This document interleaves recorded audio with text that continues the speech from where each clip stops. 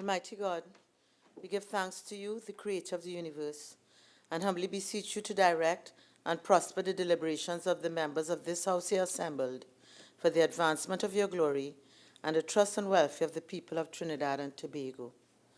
Grant that peace and happiness, truth and justice may be established among us for all generations. Amen, Amen, Namaste.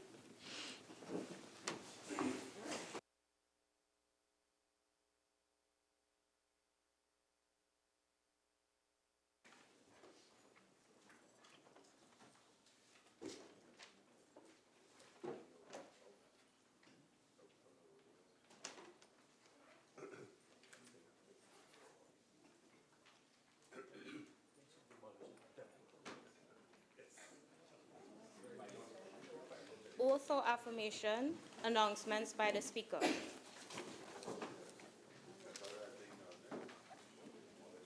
Honorable members, the Honorable Camille Robinson Regis, MP, member for Ruka Maloney.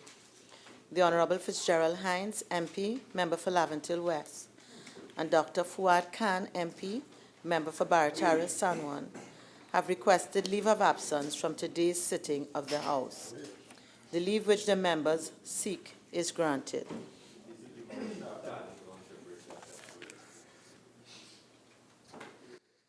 Honorable members, I'm to advise that I have received the following correspondence from the President of the Senate dated April 12, 2018. Dear Honorable Speaker, change of membership to joint select committees. I wish to inform you that at a sitting held on Wednesday, April 11, 2018, the Senate agreed to the following motion. Be it resolved that the Senate agreed to the appointment of Mr. Gerald Ramdeen in lieu of Mr. Saddam Hussain on the Joint Select Committee on National Security. Accordingly, I respectfully request that the House of Representatives be informed of this decision at the earliest convenience, please. Yours respectfully, Christine Kangaloo, President of the Senate.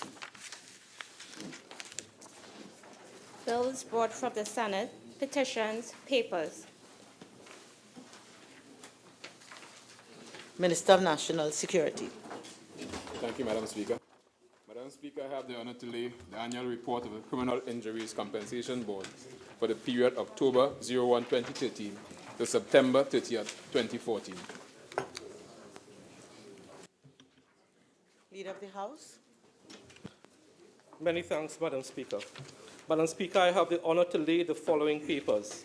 The response of the Service Commissions Department to the 7th report of the Joint Select Committee on Local Authorities, Service Commissions, and Statutory Authorities, including the Tobago House of Assembly, on an inquiry into the efficiency and effectiveness on the Public Service Commission. 3.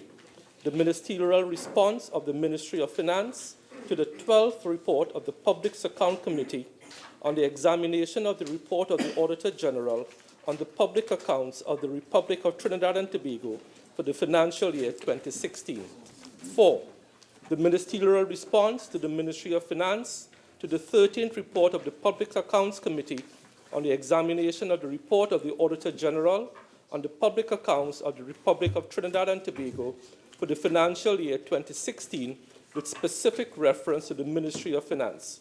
5th, the ministerial response to the Ministry of Agriculture, Land and Fisheries to the 11th report of the Public Accounts Committee on the examination of the audited financial statements of the Land Settlement Agency for the financial years 2008-2009. Thank you, Madam Speaker. Reports from committees, Prime Minister's questions. Member for Naparima. Madam Speaker.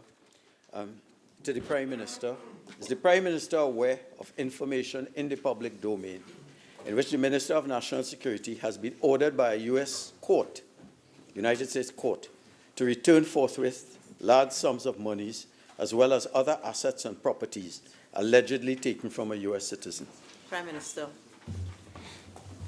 Madam Speaker, I'm aware of what's in the public domain, which with respect to private matters between the Minister of National Security and others, in which case, not talking about allegedly taken from, but a gift received from, and I make a distinction in that way.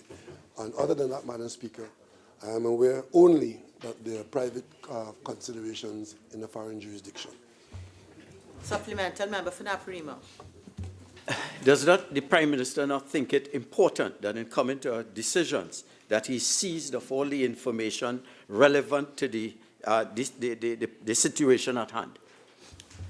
Madam Speaker, as far as I'm aware, I'm seized of all the pertinent information that is available to me, and until other information becomes available, I do not concern myself with that.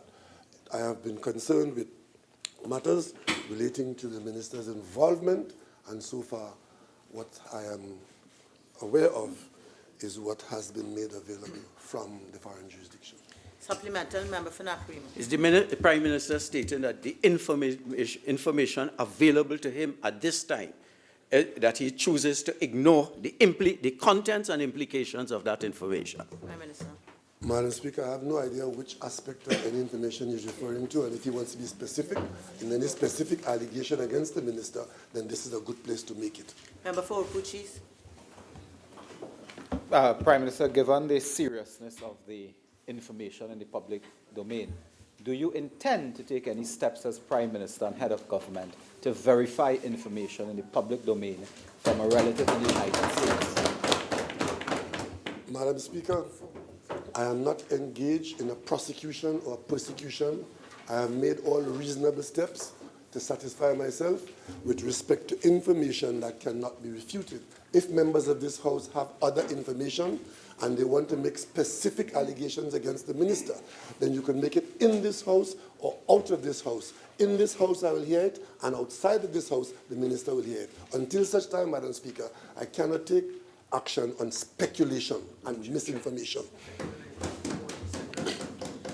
Member for Princestown. Thank you, Madam Speaker. Madam Speaker, to the Honourable Prime Minister, in light of recent allegations against a high-ranking official relating to sexual harassment in the workplace, could the Prime Minister inform this House whether this government intends to table sexual harassment legislation forthwith in this Parliament? Prime Minister. Madam Speaker,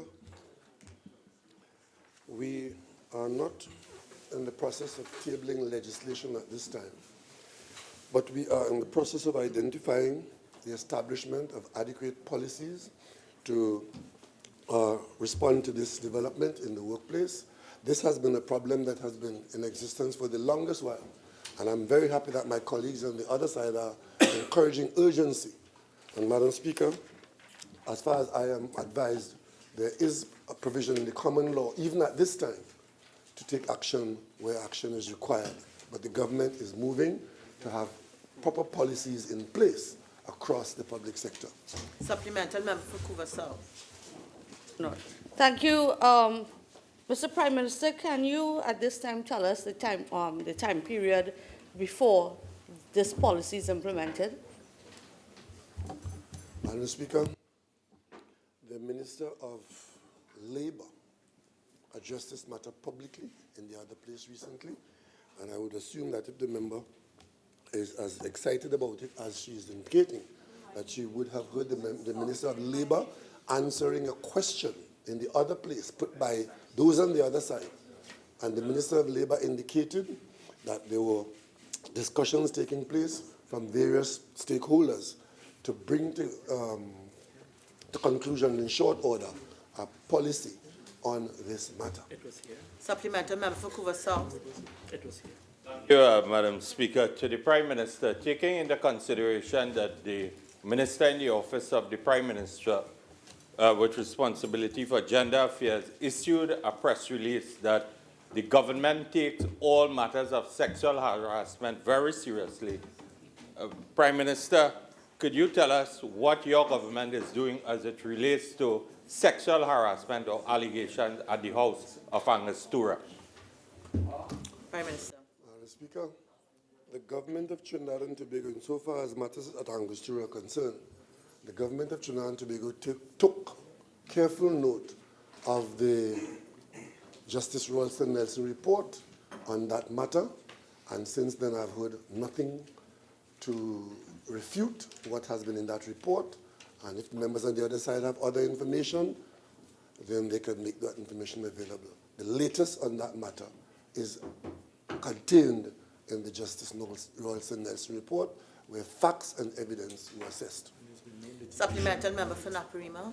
Prime Minister, in the interim, developing legislation, etc., do you not think it prudent that you advise, or have you advised your cabinet colleagues about the ethical considerations with respect to sexual harassment? Prime Minister. Madam Speaker, I need no advice from my colleague on Naparima as to what to advise my cabinet on.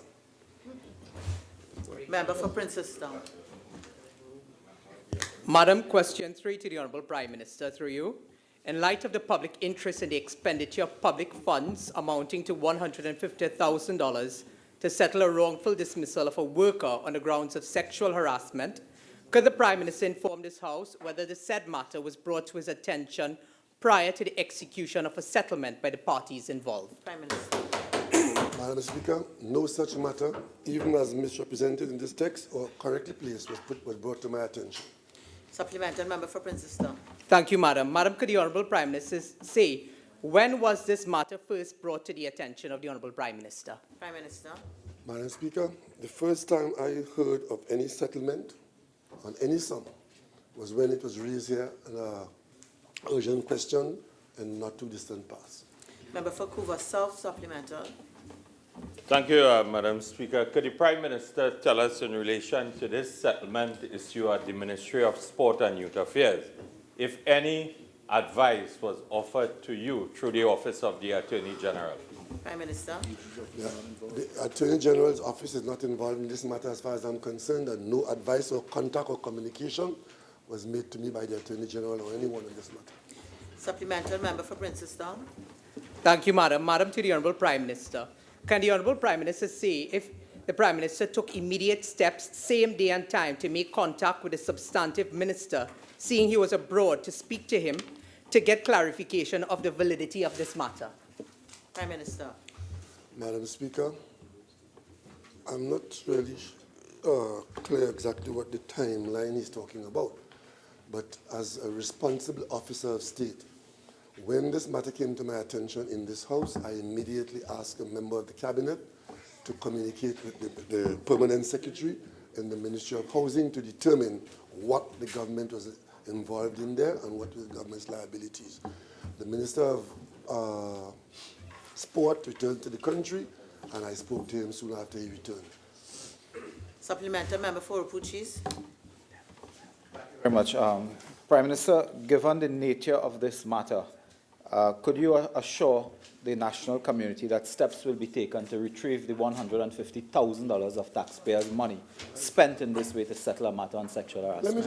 Let me just make something very clear to my colleagues on the other side, that this matter is no more urgent than the allegations made when you were in government. But that is not the issue. We are not asking about the issues of allegations. When members of the public are reporting to the media. Order. If you don't want to answer, tell me no. It is. Don't play no more holier than thou for me. These allegations are.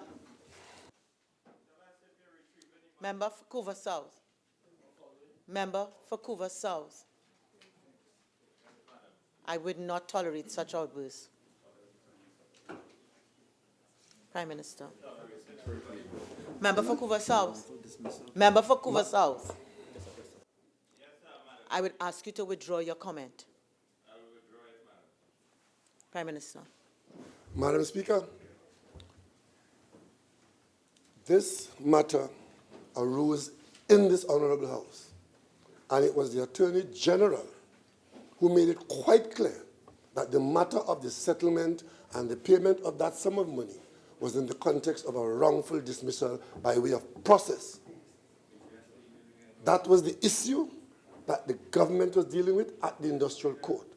And if there are members who know otherwise, then they could carry on in that way. I'm simply making it clear to my colleagues on the other side that sexual harassment in public office did not start under this government. So don't come and play holier than thou here for me.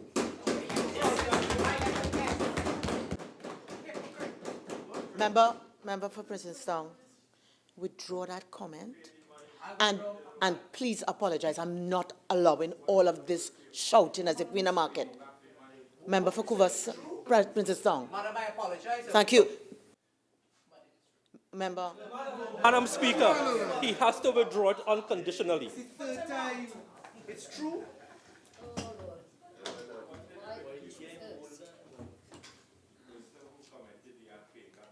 Member for Couva South. Member for Couva South. I would just invite you to take a walk, control your emotions, and you can return.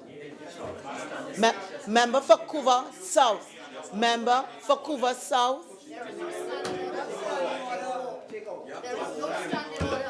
Madam Speaker, there is no standing order to tell a member to take a walk. I am willing to abide by your ruling. Guide me under what standing order. Member for Couva South, I have made a determination. It is either you abide with it, or I then invoke my other powers. She named you several times. I am simply asking. Member for Couva South, I am giving you a last opportunity to either abide by it, or I will proceed under the standing orders. Please guide me by the standing orders. Go ahead.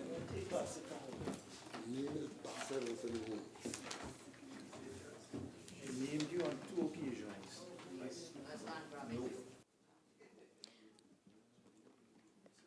Member for Couva South, having called upon you at least 3 times to apologize and also to take a walk and come back and control yourself I am on my legs. This is not a conversation. I'm on my legs. I now deem your conduct to amount to gross disorder, and I'm asking you to withdraw immediately from the chamber for the rest of today's sitting.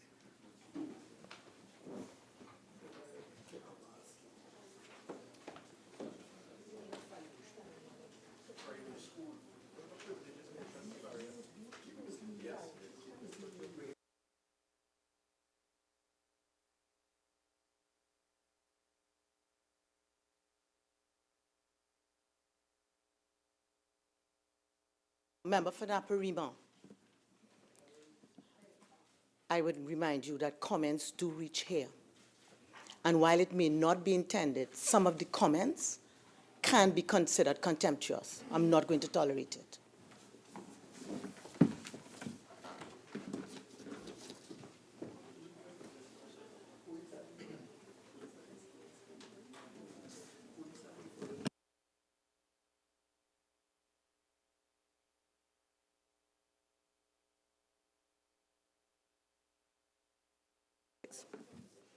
Member for Point Appeal.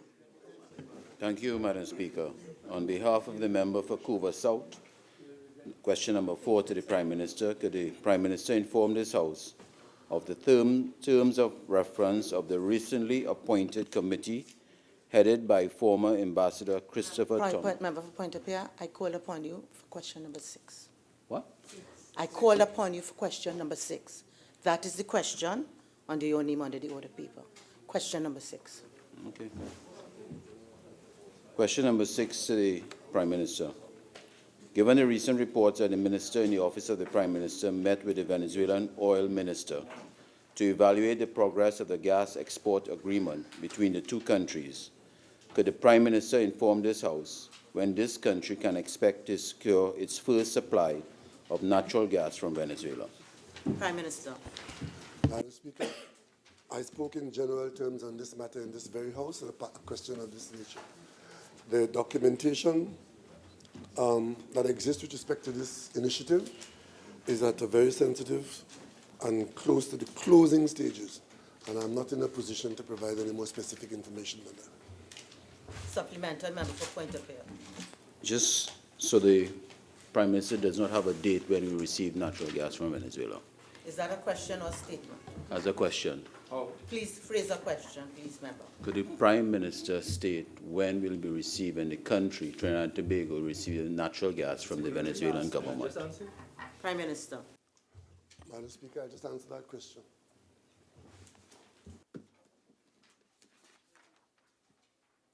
Question number 7, member for Princestown.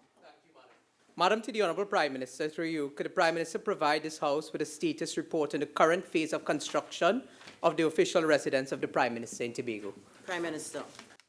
Speaker, the architectural drawings and engineering drawings are complete. Tenders were invited and are being evaluated. Supplemental, member for Princestown. Madam, could the Honourable Prime Minister indicate to us whether or not it is still within the budget of $5 million? Prime Minister. I couldn't say, Madam Speaker. Tenders are being evaluated. Supplemental. Member for Princestown, question number 8. Thank you, Madam. To the Honourable Prime Minister, could the Prime Minister indicate whether it is official government policy to expend public funds to settle industrial relations matters in the public service utilizing non-disclosure agreements? Prime Minister. Madam Speaker, as far as I'm aware, there is no such policy in the government of Trinidad and Tobago. Supplemental, member for Princestown. Madam, I fixed my grammar. The question is to the Prime Minister. Could the Prime Minister say when he intends to fix his incompetent government of sex lies and fairy tales? Member for Princestown, I rule that out of order. Question number 9 to the member for Princestown. Naparima. Supplemental. Thank you, Madam Speaker. If the Prime Minister say that it's not government's policy to expend public funds to settle industrial relations matters, the public service, utilizing non-disclosure agreements, what is his response to information in the public domain that this has been used recently? Prime Minister. Madam Speaker, my response is that I have put competent people to inquire into the circumstances surrounding this development, and when that information is available, it will be addressed accordingly. Supplemental, member for Caroni Central. Prime Minister, supplemental on question 8. Were any public funds expended in the matter of the Minister of National Security in the court case in New York? Prime Minister. Madam Speaker, to the best of my knowledge, all conversations emanating from officials in the public in this government speak about a private matter between the Minister of National Security and interested parties in New York. Question number 9 to the member for Princestown. Thank you, Madam. Could the Prime Minister indicate whether he has communicated directly or indirectly via his Permanent Secretary on the role played by the Permanent Secretary, Ministry of Sport and Youth Affairs, involving the expenditure of $150,000 of public funds in respect of the wrongful dismissal of a former employee of the Ministry of Sport and Youth Affairs? Prime Minister.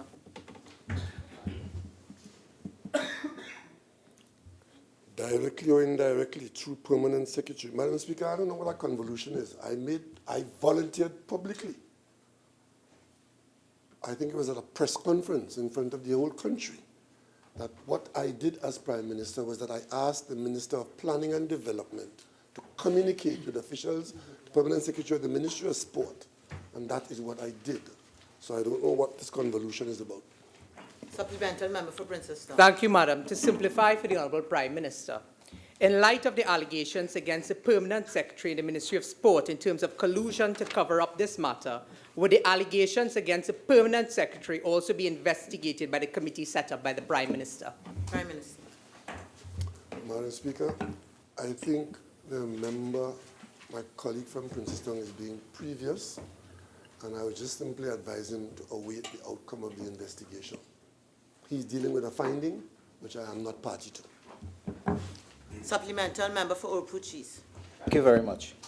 Prime Minister, given that the nature of this matter has been in the public domain and connected to a member of Parliament and former minister, could the Prime Minister indicate to the country what new information came to his attention that led to the swift dismissal of the minister in the Ministry of Housing and Urban Development? Madam Speaker, the appointment of persons to the government, to the cabinet, with cabinet or non-cabinet portfolio, is a matter for the Prime Minister of Trinidad and Tobago, and I'm not under any obligation to tell the member for Orapooch why I came to that conclusion. Supplemental member for Caroni East. Minister, could you indicate why you made the decision to send that to a tribunal rather than refer the matter to the Public Service Commission instead, where it is really due? Prime Minister. Because, Madam Speaker, because I thought that it would require clarity in the event that it has to be referred to the Public Service Commission.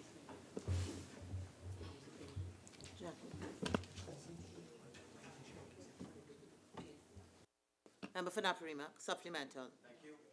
Prime Minister, given that you have indicated, it threw me off. Sorry, I wouldn't. Member for Orapooch West. To the Honorable Prime Minister, in light of the outstanding performances of Dylan Carter, Michelle Ayi, and Jeremy Richards at the 2018 Commonwealth Games in Australia, could the Prime Minister inform the House how the government intends to reward these outstanding athletes upon their return? Prime Minister.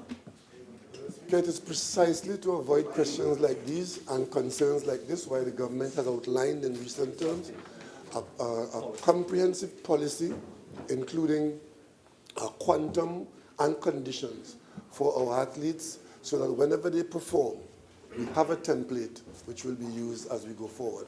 And it will negate this constant where you go give them arrangement.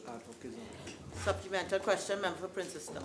Thank you, Madam. Could the Honourable Prime Minister say whether or not Mr. Richards and Ms. Aye were among the athletes who have complained about elite athlete funding not being available for their training? I will not allow that as a supplemental question. Urgent questions. Member for Faisabad. Thank you, Madam Speaker. To the Minister of Planning and Development, could the Minister state why a decision has reportedly been taken to demolish the temple situated in St. Mary's Village, South Orapooch, which has been on that site for over 40 years? Minister of Planning. Thank you, Madam Speaker. In answering for the Minister of Planning and Development, I give the following answer. The division received a complaint from a member of the public against development being undertaken on the subject site on the 16th of January 2014. Investigations conducted in September 2016 revealed that Mr. Larry Hasmatali, one of the owners, was interviewed. 1. The temple use had been instituted for approximately 50 years and was open to the public for approximately 10 years. The existing development on site consisted of 4 structures, 3 established structures, and 1 3-story structural addition under construction, which consists of a sub-basement, a basement, and a ground floor at road level. The 3-story structural addition was incomplete at the time of the site visit. All of the structures on the site are not conforming to applicable site development standards. However, the issue of the complaint was the 3-story structure under construction. That was the subject of the complaint. The processes used. The division received a complaint from a member of the public against development being undertaken on the site. A letter of advice dated January 14, 2016 was issued to Mr. Larry Hasmatali, and the TCPD advised to submit a plan. An application reference T8N-1007-2016 submitted to TCPD on April 4, 2016 was refused planning permission on April 13, 2016. The reason for refusing your application, as told to him, are as follows. 1, the site you propose to develop forms part of a large parcel which has not had the benefit of approval for subdivision as required under the provisions of the Town Member, and Country. Your time for responding Thank you, Madam is Speaker. spent. Supplemental member for Faisabad. Thank you for that response, Minister. Can the Minister indicate whether any consultation has taken place with Pandit Hasmatali regarding an amicable resolution of this matter in view of the fact that there is a temple and place of worship? Thank you, Madam Speaker. Madam Speaker, I I will try to find out that for the honourable member. I am unable to give that assurance at this point in time. Supplemental, member for Urupuchi. Minister, answering this question, do you believe it is proper, it is right to be involved for government in the demolition of buildings and temples and churches and mosques for religious purposes? Member, I rule that question out of order. Member for Urupuchi West. To the Minister of Agriculture, Land and Fisheries, with regard to recent reports indicating the illegal importation of livestock from Venezuela and the threat of zoonotic disease, could the Minister inform the House what measures are being implemented to prevent this activity? Minister of Agriculture, Land and Fisheries. Madam Speaker, before I outline the measures, I want to say a few things. The first is to say that the risks associated with the movement of animals and meat products have existed for a long time. In particular, the risks associated with the movement of animals and meat and people and so on in Venezuela is on account of proximity and is account of the availability of the opportunity through the trade in fisheries. That has been the reason for it. Madam Speaker, of course, there's been a heightened risk in Venezuela on account of the increased movement, and the responsibility for dealing with the patrol of the borders and the enforcement of the security on the borders rests with the Ministry of National Security. The Ministry of Agriculture, Land and Fisheries has a supportive role, a technical role to provide advice and to provide support to the Ministry of National Security, in particular Immigration and Customs.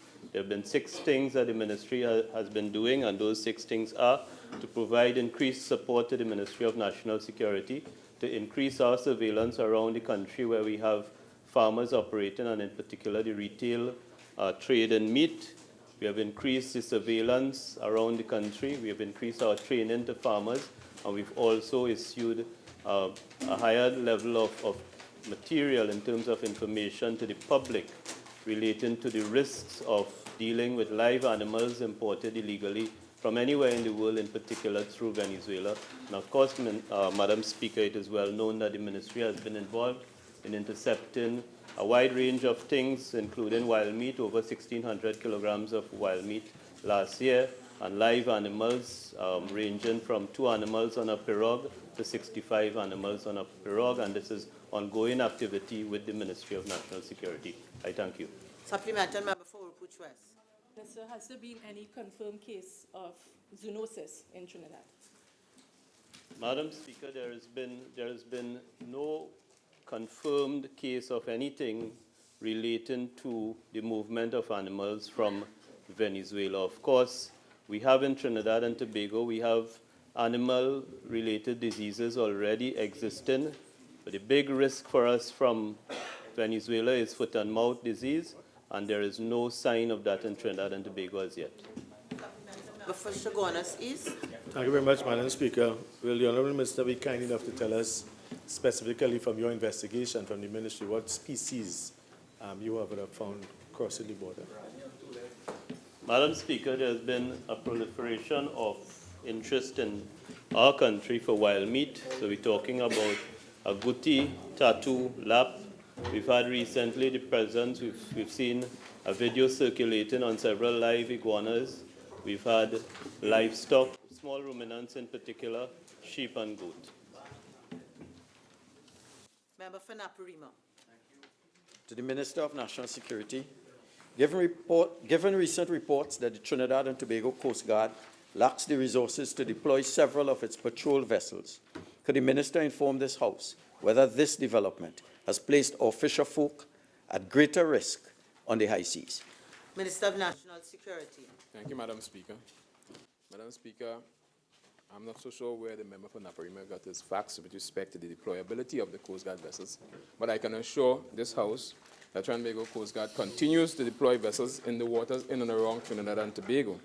In fact, for 2018 thus far, over 300 patrols have been conducted, and these have yielded 2 confirmed drug interdictions, amounting to an estimated $300,000 so far. In terms of serviceability, the Trinidad and Tobago Coast Guard's 4 fast patrol vessels, there are 2 logistics vessels, they're all serviceable. And they're employed throughout Trinidad and Tobago based on one based on intelligence and one based on routine patrols, along our southwestern coast, along our north coast, and in the Gulf of Paria. And in the Gulf of Paria, in fact, there are coordinated patrols between Trinidad and Tobago Coast Guard and the Guardia Nacional Guardacosta in Venezuela, where we re-established bilateral cooperation in 2016 with Venezuela, so that there are, in fact, patrols taking place. And that is to reassure not only our official folks, but those who are there, whether for pleasure craft or otherwise, within our waters of Trinidad and Tobago. Madam Speaker. Supplemental question to Member for Naprima. Thank you. The report is from the Institute for Event Studies and Analyses. I'll make a copy available to you. The question is then why it is seagoing fishermen are complaining that the Venezuelan naval forces are able to come into our waters with impunity to harass the fishermen, and why they seem not to be available when these incidents occur. Minister of National Security. Madam Speaker, the Trinidad and Tobago Coast Guard continues to be present in our waters, and if the member is referring to the incident recently, the Trinidad and Tobago Coast Guard was in fact present, but we observe the rule of not pursuit into another country's waters, and therefore we do that. We handle it at a different level, Madam Speaker. So the Trinidad and Tobago Coast Guard, through the Chief of Defence, has assured me that the Coast Guard are in fact present in our waters throughout Trinidad and Tobago. Supplemental question, Member for Naprima. Is it the norm for a foreign power to come into our territorial waters and arrest our local citizens? And is this, does this not amount? One question, please. Minister of National Security. Madam Speaker, one has to understand that the waters between Trinidad and Tobago is an observed midpoint because there are no 200-mile limit. I'm sure the member understands that. It's an imaginary line that runs between us and Venezuela, especially in the Gulf of Paria. And therefore, we observe the law on both sides of the house. And if there are incursions, then that will be done at diplomatic level, Madam Speaker. I'm waiting on you. Questions on notice, questions for oral answer. Leader of the House. Thank you very much, Madam Speaker. Madam Speaker, today we have six questions for oral answer. We shall be answering all, and there is one question for written answer that will also be dealt with today. Thank you very much, Madam Speaker. Member for Oropouche East. Thank you. Thank you very much, Madam Speaker. Question number 185 to the Minister of Housing and Urban Development. Minister of Housing and Urban Development. Let's hear you. Minister of Housing and Urban Development. Sorry, Madam. Guys, for not paying attention. Answer to question number 185. Madam Speaker, it has recently come to the attention of the Ministry of Finance that in or around 2012, under the previous government, the Trinidad and Tobago Mortgage Finance Company Limited, TTMF, entered into an arrangement with American stores to make available to its clients household appliances up to a value of $20,000 from American stores. It has also come to the attention of the Ministry of Finance recently that subsequent to this arrangement under the previous administration, TTMF has also entered into an arrangement with a company called General Packaging Limited, trading as Damas Roofing Systems, to provide building materials again to its mortgage loan clients. Now that this information has come to the attention of the Ministry of Finance, these arrangements are under review to determine whether they are appropriate. Supplemental question to Member Oropouche East. Thank you very much.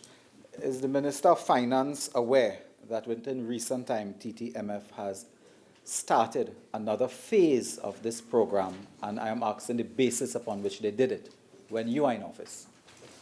Minister of Finance. As I indicated, Madam Speaker, under the previous UNC administration, under the stewardship of the member for Oropouche East, the process began with an arrangement between American stores and TTMF. This is something that was piloted and promoted by the UNC. And hidden there We have also now discovered that this arrangement has been extended to Damas Roofing Systems. This information has just come to the attention of the Ministry of Finance and the Minister of Finance. And as I indicated, as soon as this information came to my attention, I have asked for an immediate review to determine whether these arrangements, which started under that honourable member, are appropriate. Supplementary question, Member for Roodal. Is the Minister on behalf of the government saying that had the question not been filed, you would have been ignorant of any knowledge of TTMF doing this? I rule that out of order. I didn't know about your Number 191, Member Shokonas East. Thank you, Madam Speaker. Question 191 to the Minister of Education. Minister of Education. Thank you very much, Madam Speaker.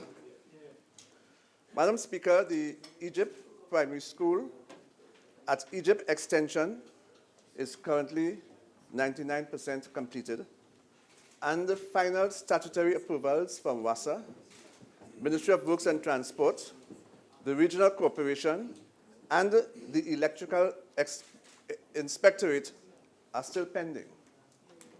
Project activity is currently suspended due to the non-payment of invoices.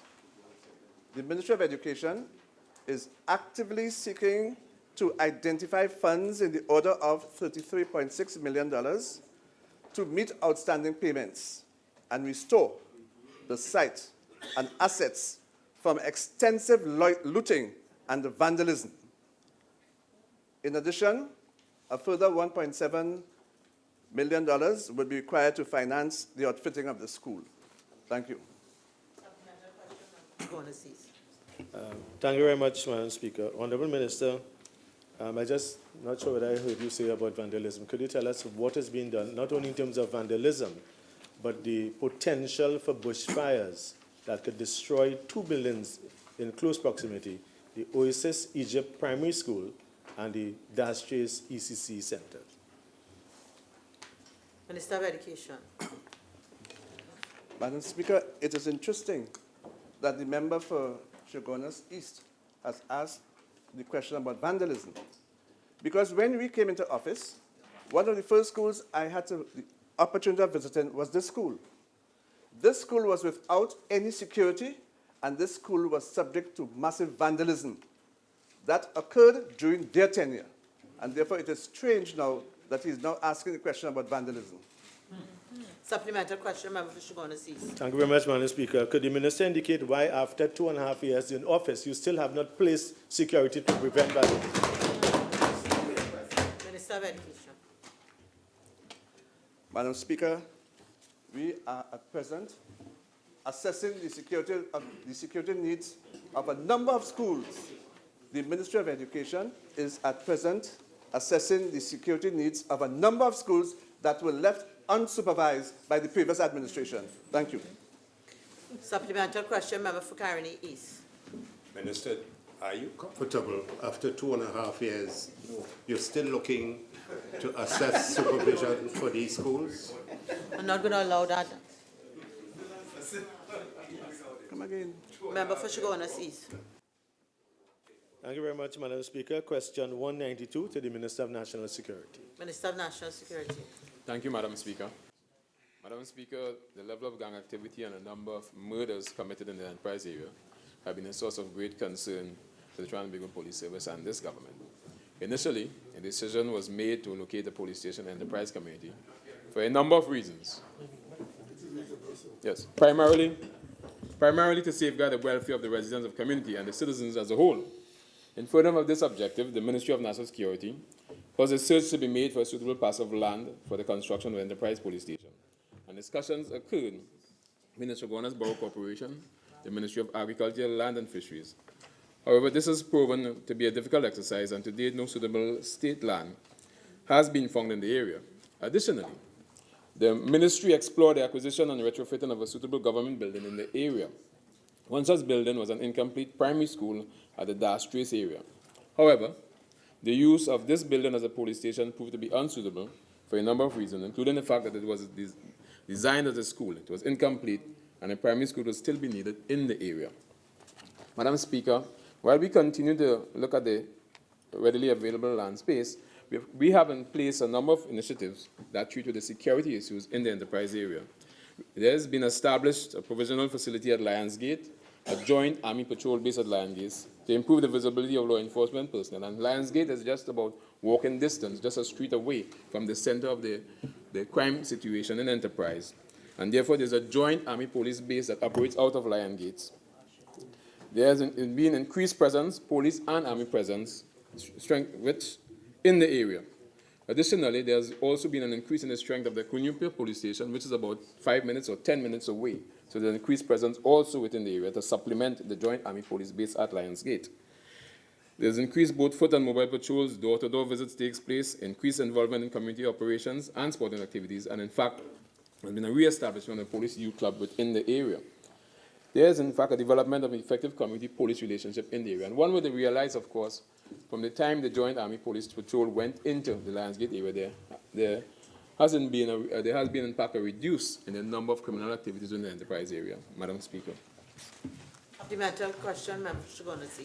Thank you very much, Madam Speaker. Honourable Minister, further to given the commitment that a police station will be built, and now you're indicating that there's difficulty in terms of the locations. Could you tell us what are these locations, the land locations that you were looking at for the construction of this police station? Minister of National Security. Madam Speaker, the areas that we were looking at together with the Borough Corporation was, in fact, the area near to the Dastray Sports Field in the area of the Early Learning Center. And at first there were, in fact, when identifying the land, we first believed that it belonged to the Borough Corporation. And then we were told that it belonged to state land. So there was some conflict that we were trying to sort out with respect to the true ownership of the land based on what was told to us. So that was the primary area we were looking at. And you will recall that we also looked at another area that was on the other side of the land. That, again, wasn't in the center of activities. And therefore, we felt that the Lionsgate area was even closer to where most of the criminal activities were taking place as a temporary measure. Supplemental question, Member Shagunati. Thank you very much, Madam Speaker. Honourable Minister, could you indicate what seems to be the problem after 1 year of acquiring a piece of state land for the benefit and the security of citizens in that area? Minister of National Security. Madam Speaker, let me say again that in terms of the benefit for the security of the people of especially the enterprise area, a number of measures were put in place to treat with that. Not negating the physical structure, but we have put additional troops in the area, Joint Army Police Patrols, which in fact happens almost on a daily basis. And they have been there for quite some time, and they will remain in that area to ensure the safety and security of the people in the enterprise, which they have been doing over time, Madam Speaker. Member for Oropouche West. Thank you, Madam Speaker. Question number 193 to the Minister of National Security. Minister of National Security. Thank you, Madam Speaker. Madam Speaker, with respect to reports that the ministry will be importing 15,000 DNA kits, the 15,000 DNA kits were imported through a local agent. The local agent is Western Scientific Company Limited, which was selected as a preferred agent. Part C of the questions, the 15,000 DNA kits were purchased at a cost of $20.95 per DNA kit, for a total cost of $314,250.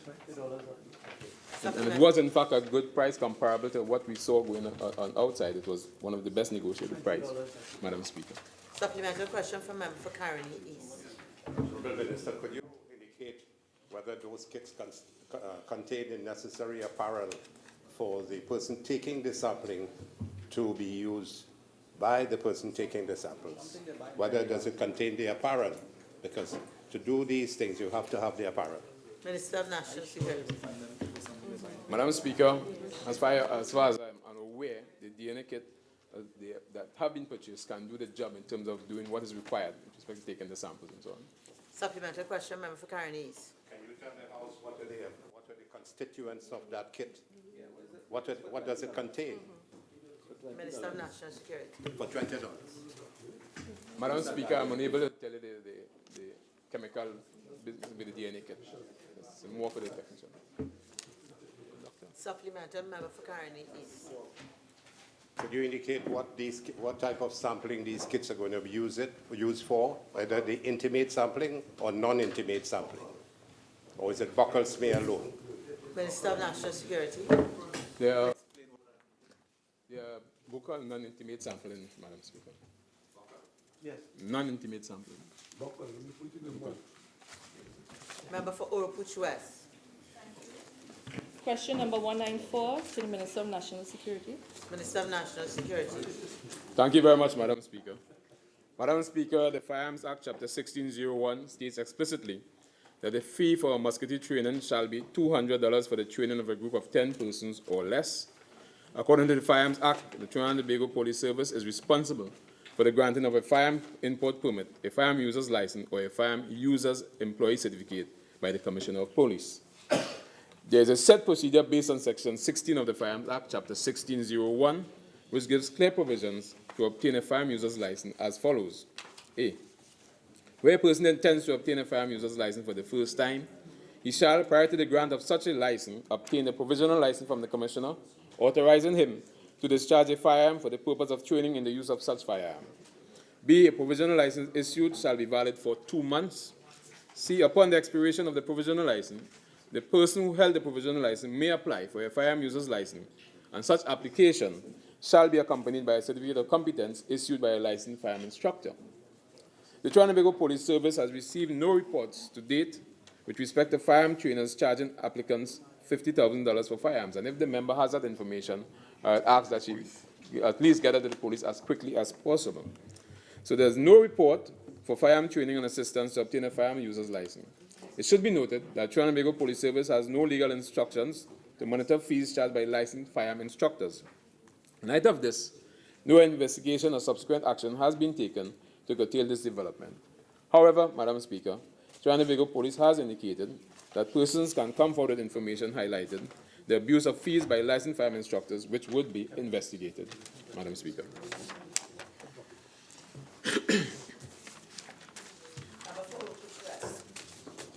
Madam Speaker, question number 195 to the Minister of Finance. Minister of Finance. Yeah. Madam Speaker, the question is based on a false premise. Caribbean Airlines did not conduct 1,222 flights to Tobago simply to accommodate displaced Seabridge passengers. My understanding is that the original schedule for the month of February for Caribbean Airlines was 1,174 flights. As a result of the issues on the Seabridge, Caribbean Airlines put on some additional flights, and the actual total of flights for the month of February to Tobago was 1,222. As a result, Madam Speaker, if you do the maths, you will see that the difference is in the order of 70 flights. I'm told that these 70 flights added an additional 5,305 seats to the air bridge, and 4,888 passengers were actually transported on these 70 flights, resulting in a load factor of 92%.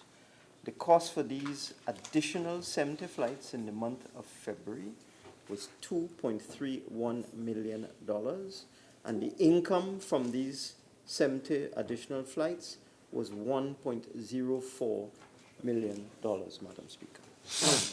Supplemental question, Member for Chaguanas East. Thank you very much, Madam Speaker. Honourable Minister, could you indicate of these 1,174 flights, how many include the use of the 737 jets taken off international routes to accommodate the air bridge and the cost of that? Minister of Finance. Madam Speaker, as far as I know, no jets were taken off international routes. Supplemental member for Oropuch East. Thank you very much. Minister, could you clarify that the cost of $2.something million you said for the additional flights, does that include the cost that the Port Authority and or CAL would have paid for PTSA or private bus transport from Scarborough to Crown Point and from Piaco to Port of Spain, and the cost of KFC chicken provided for stranded passengers at the airport? Minister of Finance. Madam Speaker, the original question refers to the operational costs incurred by Caribbean Airlines If the member wishes to get any other information, I would ask him to pose a question in a normal manner. Supplemental member for Urupuch East. Minister confirmed that the cost of 2-point-something million that you quoted for the additional flights would be in addition to the $8 million to LIAT for also assisting because of the collapsed sea bridge. Minister of Finance. Madam Speaker, I sometimes wonder if members opposite are suffering from some sort of memory loss. There was a question in this, Madam Speaker, why are they screaming? Madam Speaker, I will answer if they stop screaming. Stop screaming. No, intolerant to him. Minister of Finance. Minister of Finance. Yes, Madam. I'm sure with your experience, you can rephrase your response. Please. Thank you, Madam Speaker. In this very parliament, I was asked and answered a question about the additional LIAT aircraft, which began operations in March. This question is about February. There is no relationship between a LIAT aircraft in March and Caribbean Airlines flights in February. And this is why I'm speaking about memory loss. Supplemental question, member for Urupuch East. Madam Speaker, could I ask the minister if the cost of $2-point-something million that he quoted, was the cost for passengers who paid for a boat ride and got a plane ride? And 2 free KFC boxes. I repeat the question asked about the operational costs incurred by Caribbean Airlines. If the member wants to know anything else, he can pose the question in a normal manner and an answer will be provided. Request for leave to move the adjournment of the House on definite matters of urgent public importance, statements by ministers, personal explanations, introduction of bills, motions relating to the business or sittings of the House and moved by a minister, public business, government business, bills second reading. Attorney General. Madam Speaker. Madam Speaker, I beg to move that a bill entitled An Act to Make Jurisdiction for Criminal Matters exercisable in a division of the High Court to be known as the Criminal Division, and to make jurisdiction for criminal and traffic matters exercisable in a division of summary courts to be known as the District Criminal and Traffic Courts, and to make provision for matters connected therewith, be now read a second time. Madam Speaker, the number one issue plaguing our society in Trinidad and Tobago is crime. This is not the case of recentness. It certainly isn't the case that crime has been plaguing our society only today. It's been the number one issue for a very long time. And successive governments have spent collectively billions of dollars in pursuit of grappling with the issue of crime. Madam Speaker, it's a fact that the number one issue inside of this issue is the pace at which the criminal justice works.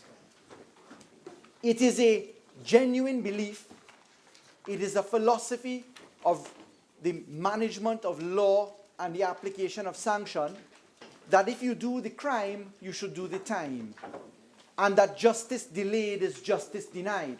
After all, a victim who appears inside of a court and who has to go through the harrowing experience of reliving the trauma of a crime is certainly denied justice by the delay in that process. So too is an innocent person brought before the court, denied the vindication of name and character. In the criminal justice system, Madam Speaker, the government has certainly engaged in an exercise which many people may not yet understand the true value of.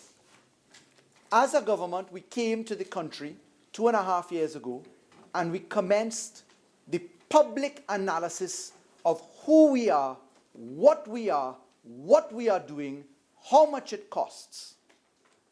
We came to the Honorable House. We've come to the Senate. We've said the number of preliminary inquiries in arrears, 29,900. We've spoken about the cost of prisoners. We've spoken to the 3,000 plus people who are incarcerated on a 2/3, 1/3 basis, where 2/3 of the persons who are incarcerated are in pre-trial conviction, in remand. We've spoken about cases taking 17 years plus to come to trial. We've spoken about the criminal justice system being comprised of a number of parts, and that all parts must work. So for the benefit of the listening public, permit me to put the parts into context.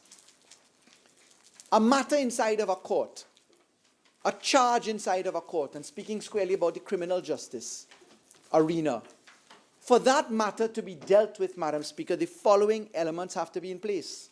We need a judge, we need a court, we need evidence, we need a prosecutor, we need a defendant, we need the police who provide the ancillary services to be there, we need the prison service that provide the ancillary services to cooperate, we need the forensics division which provide ancillary services to cooperate, we need the rules of court, we need the financing arrangements, and we need the laws. Madam Speaker, it's true that in our country we've spent billions of dollars in the provision of services and structures for the judiciary, at national security, at the prisons, at forensics, etc. But our system right now involves preliminary inquiries that are never ending, 17, 18 years plus. A preliminary inquiry, of course, is where you go to the magistracy, you are invited by the magistrate to present arguments to say that there is a prima facie case or a case which is good enough to go for trial at the High Court in the Assizes. You begin the trial in the High Court in the Assizes. From the Assizes, you go to the Court of Appeal. From the Court of Appeal, you go to the Privy Council. And if you take, for instance, the classic example of justice delayed, justice denied in our country, it's the Piarco Airport matter, where we have been in the allegation of most serious fraud where we have been. I'd ask members to please abide by the standing orders. Members are well aware of the provisions of Standing Order 47 and how to invoke it if they wish. Continue, please, Attorney General. Madam Speaker, I was mentioning the Piarco Airport inquiry as the example of an allegation of serious fraud in our country, which is in the preliminary inquiry stage for 18 years now, yet to go to the High Court, yet to go to the Court of Appeal, yet to go to the Privy Council, and perhaps back. And when citizens of our country watch that, it's typical. It's no different from someone who's on an allegation, an alleged charge for murder, who's incarcerated for 15 years or 16 years in pretrial detention, where there is a no bail consideration under the Bail Act. And when we treat with the pace of justice there, we find that the tripping point has been failure to provide enough judicial capacity, the unavailability of courts, the unavailability of rules to govern those courts, a lack of appreciation of the case flow structures itself, the deficiencies in the prosecutorial system, where 95% of prosecution is in the Trinidad and Tobago Police Service, 5% in the DPP's end, where defense counsel is not available because there are only 20 lawyers that control the criminal bar, and the hundreds of cases require those 20 lawyers to be present, where forensics takes a long time. And Madam Speaker, Trinidad and Tobago has quite properly been in a definite case of analysis paralysis.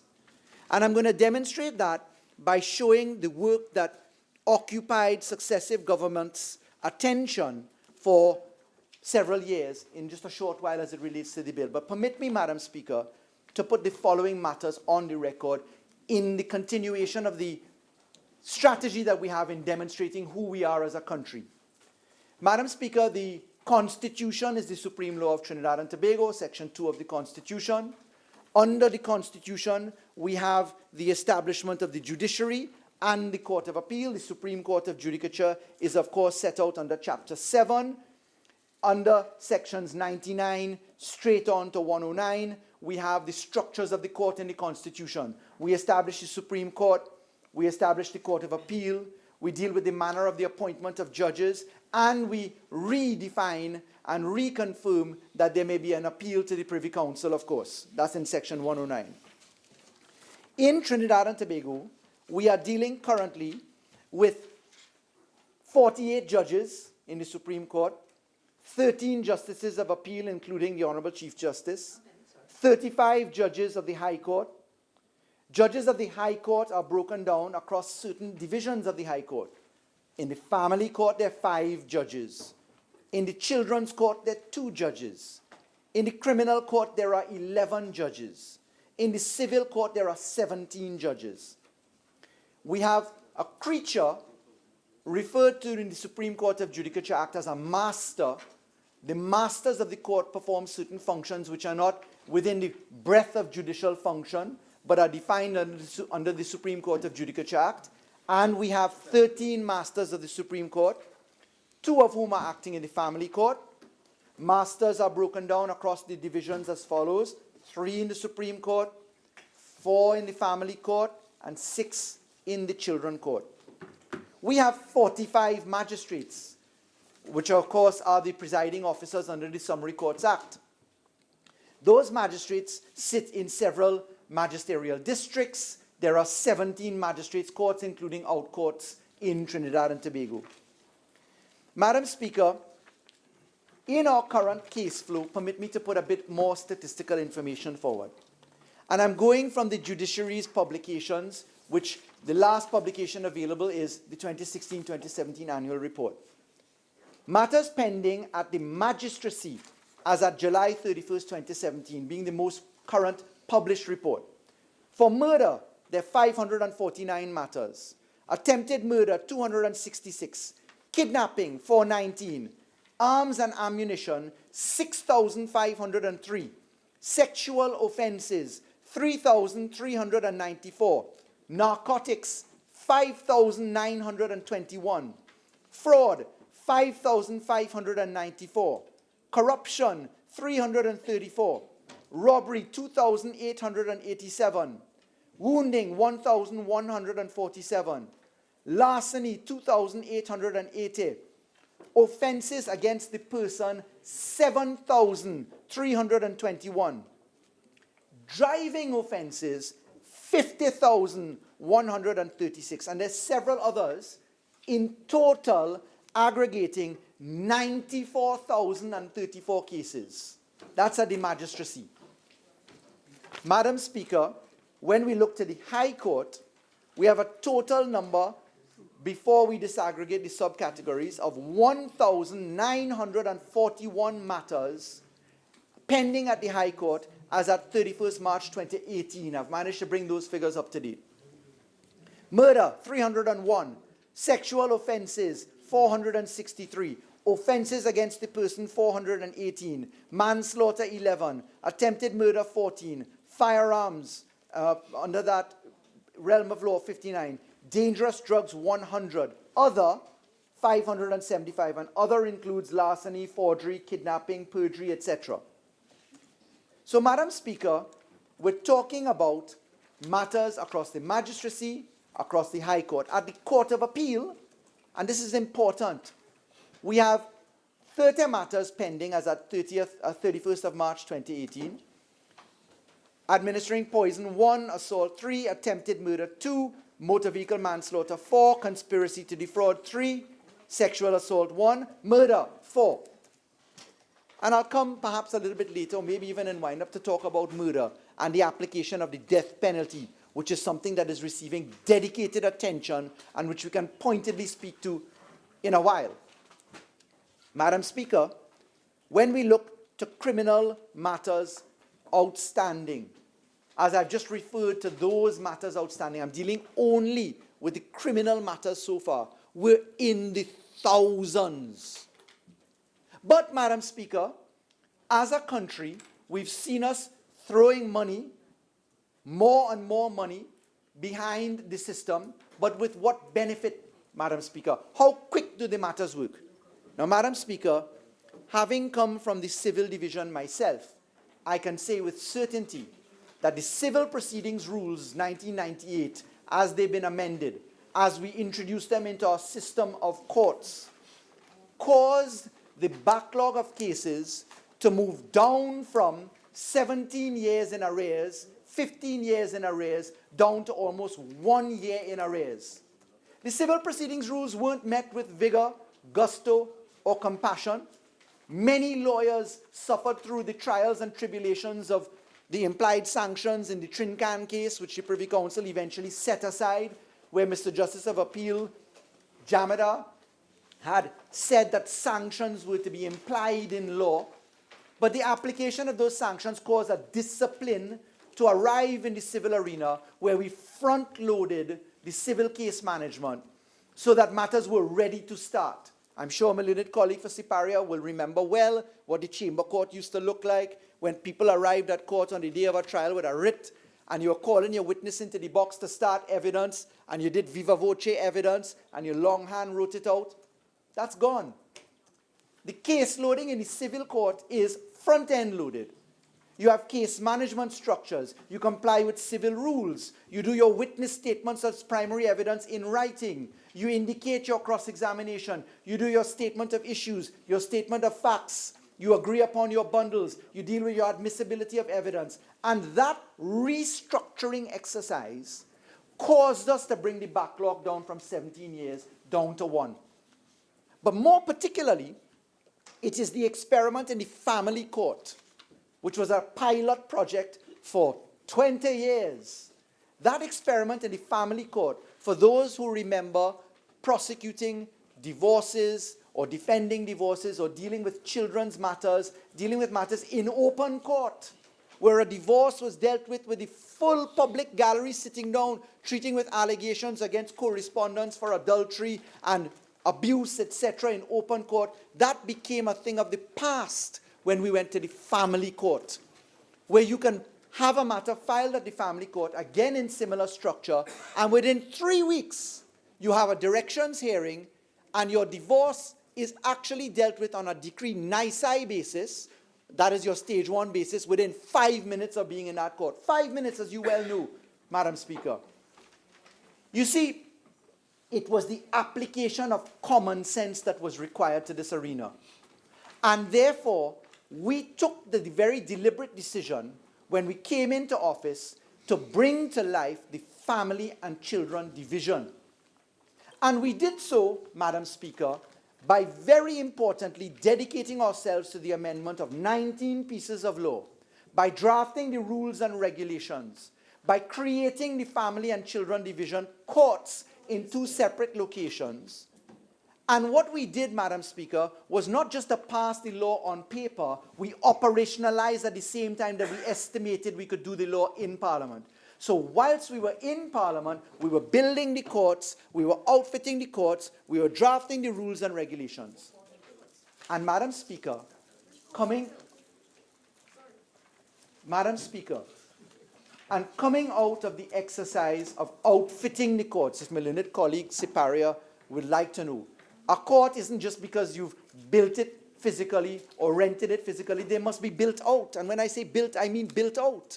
You have to have chairs, you have to have IT technology, you have to have prisoner cells, etc. You build it. It isn't because you've rented a building that you've not built out the court, Siparia, as you know. So, Madam Speaker, coming out of the Family and Children Division, the commonsensical approach in treating with this was to employ a strategy of creating your laws. We made sure to treat with preliminary inquiries, plea bargaining, trial by judge only upon election, and very importantly, Madam Speaker, as I've demonstrated in the statistical information, we sought to treat with decriminalizing the vast majority of traffic matters, because in our traffic arena, we're looking at 50,136 traffic offenses. And in our amendments to the Motor Vehicle and Road Traffic Act, in causing amendments to Section 20A, B, and C, and in creating conditionality for road user and introducing the concept of violations in that law, we sought to now start the process of weeding out the matters. So we now stand here criminal division upon us, implementation of family and children division. Next on deck will be the implementation of a probate division. But in the criminal division, as we stand here today, Madam Speaker, and as this bill speaks to, there's a history. Madam Speaker, it was interesting in doing the preparation for this that I had to pull up the background information whilst we were drafting the bill to understand where we were. Madam Speaker, I was quite surprised to learn that in 1996, Madam Speaker, we had a Drugs and Firearms Bill, 1996. It was done by the Law Reform Commission under, God rest his soul, now deceased Mr. Justice of Appeal Gaya Prasad.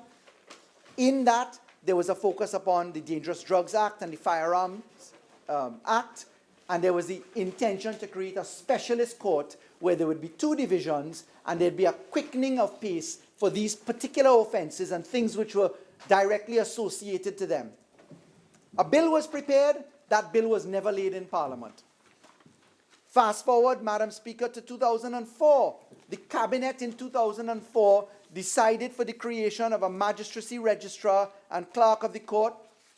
That was actually added by way of amendment into the Supreme Court of Judicature Act. But Madam Speaker, what was to flow from that never came to life, and I'll come to that in a short while. In 2005, there was another experiment, the Firearm and Kidnapping Court and Gun Court, 2005. It was the Law Reform Commission, an informal committee comprised of several persons. A bill was prepared, again with the intention of having declared courts, etc. That bill was never laid in Parliament.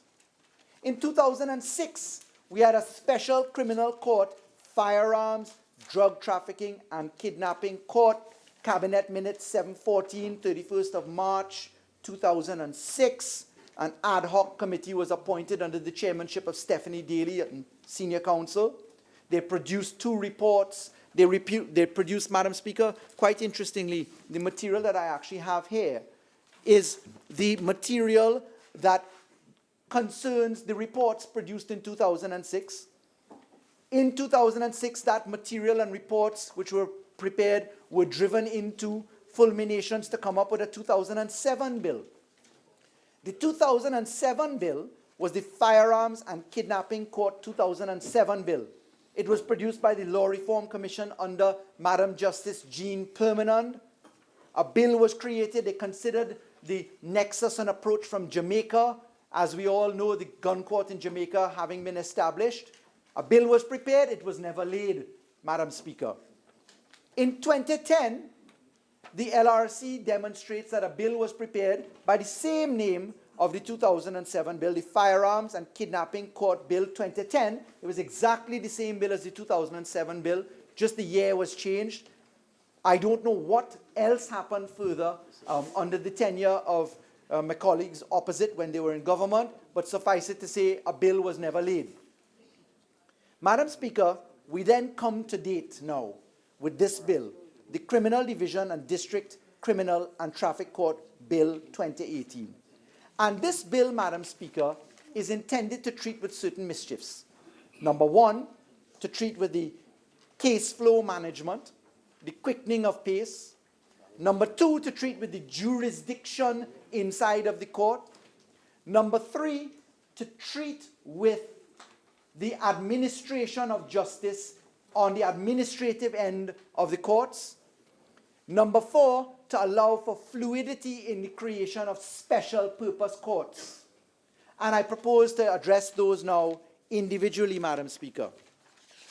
When we look to the bill itself, the first thing that I'd ask honorable members to look at, clause 1, of course, is the short title. Clause 2 is the commencement by way of proclamation. Clause 3, when we look to the interpretation, it's very material to note that we have dealt with the carving out of the Family and Children Court. In treating with the Family and Children Court, Madam Speaker, allow me to just remind that what we had with the birthing of this court was opened, Madam Speaker, as you know, just in March of this year. But it's very interesting to note that we have had listings already. And when we look to the listings, Children's Court North, we've had 210 matters already filed. Children's Court South, 45 matters, a total of 255 matters, which are spread across criminal indictable and criminal summary matters. So we've had 255 courts, 255 matters already locked inside of those courts on the criminal side, both indictable and summary. In Clause 3 of the bill, we are accepting out the children's court matters. Specifically, I ask honorable members to look at criminal matter means a criminal offense but does not include a children matter. And a children matter, of course, is a children charge matter, that's any offense against a child, children care matters, children drug-related matters, children mental health matters, matters not concerning a primary family issue but involving children in need of care and supervision, children protection matter, or a child in court matter, any child in court matter. So we allow the jurisdiction of the children's court to still prevail. We'll treat with our youngsters in those divisions. Madam Speaker, we bring to life in the interpretation section as well the magistracy, registrar, and clerk of the court. This causes the concept of bringing to life a very important creature. Permit me to address that now. Our magistrates' courts, Madam Speaker, let me put it this way. It is a miracle that our magistrates' courts have been in function. Prior to this government's introduction of criminal proceedings rules, analysis of case flow management, the introduction of a computerized system, which we have in the Family and Children Court, now being brought across into the magistracy. Prior to the introduction of that, the magistracy operated with magistrates and clerk of the peace. No computerized register for matters. No rules of court to say when matters are dealt with or not. No bring forward coordination. It's all done by manual exercise. We have thousands of people turning up every single day to hear their name called across a chain of call. Faris Al-Rawi, Faris Al-Rawi, Faris Al-Rawi. 9 men in a row calling out your name till they hear you outside. They say, yes, sir. And then they back up the line. Present, present, present, present. And what we have in our system is an archaic operationality of our courts. In our magistracy, the clerk of the peace acts by way of promotion. A clerk of the peace is somebody who is an untrained attorney at law, not an attorney at law, an administrative functionary that has graduated through the ranks, but sits quite curiously in the magistracy offering legal advice against the Legal Profession Act, drafting summonses, warrants, etc., considering bail applications, sitting in the liquor licensing committees under the old law, etc., cinematographic, etc., pawnbrokers, etc. This clerk of the peace really was flying in the face of the Legal Profession Act. And yet our system functioned on it on a need of necessity, a necessity basis. So when we introduce a senior magistracy registrar and clerk of the court, we are for the first time, Madam Speaker, causing the introduction of a properly trained legal officer sitting at the head of the administrative department of the magistracy from the quasi-judicial side of it or judicial side of it, treating with matters that come there, and then we run alongside divorcing the administrative structures. So the clerk of the peace, who function to the administration of the court, etc., under the chief magistrate, we're putting the registrar, now the magistracy registrar and clerk of the court, to deal with the judicial side, and we are in part 4 of the bill, treating with the administration of the magistracy side in a different structure under an administration department where we actually have a deputy court executive administrator as we see under part 4. Madam Speaker, specifically, we treat with a traffic violation separately. Now, Madam Speaker, let's put it this way. This court proposes the structuring of 2 divisions, 2 subsets of the division. Criminal division, now sitting alongside Family and Children division. Next on deck, probate division. Then the finalization of the civil division. In this division, we have 2 jurisdictions, the High Court jurisdiction and the Summary Court jurisdiction. The High Court jurisdiction, Madam Speaker, is going to be the case where we deal with the criminal side in the High Court under clauses 5 and 6, where we, first of all, in clause 5, we on commencement, vest the authority and jurisdiction of all criminal matters in the division.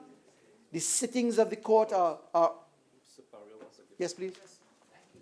You mentioned Part 4, which is the administration of the criminal division of the High Court and the district criminal and traffic.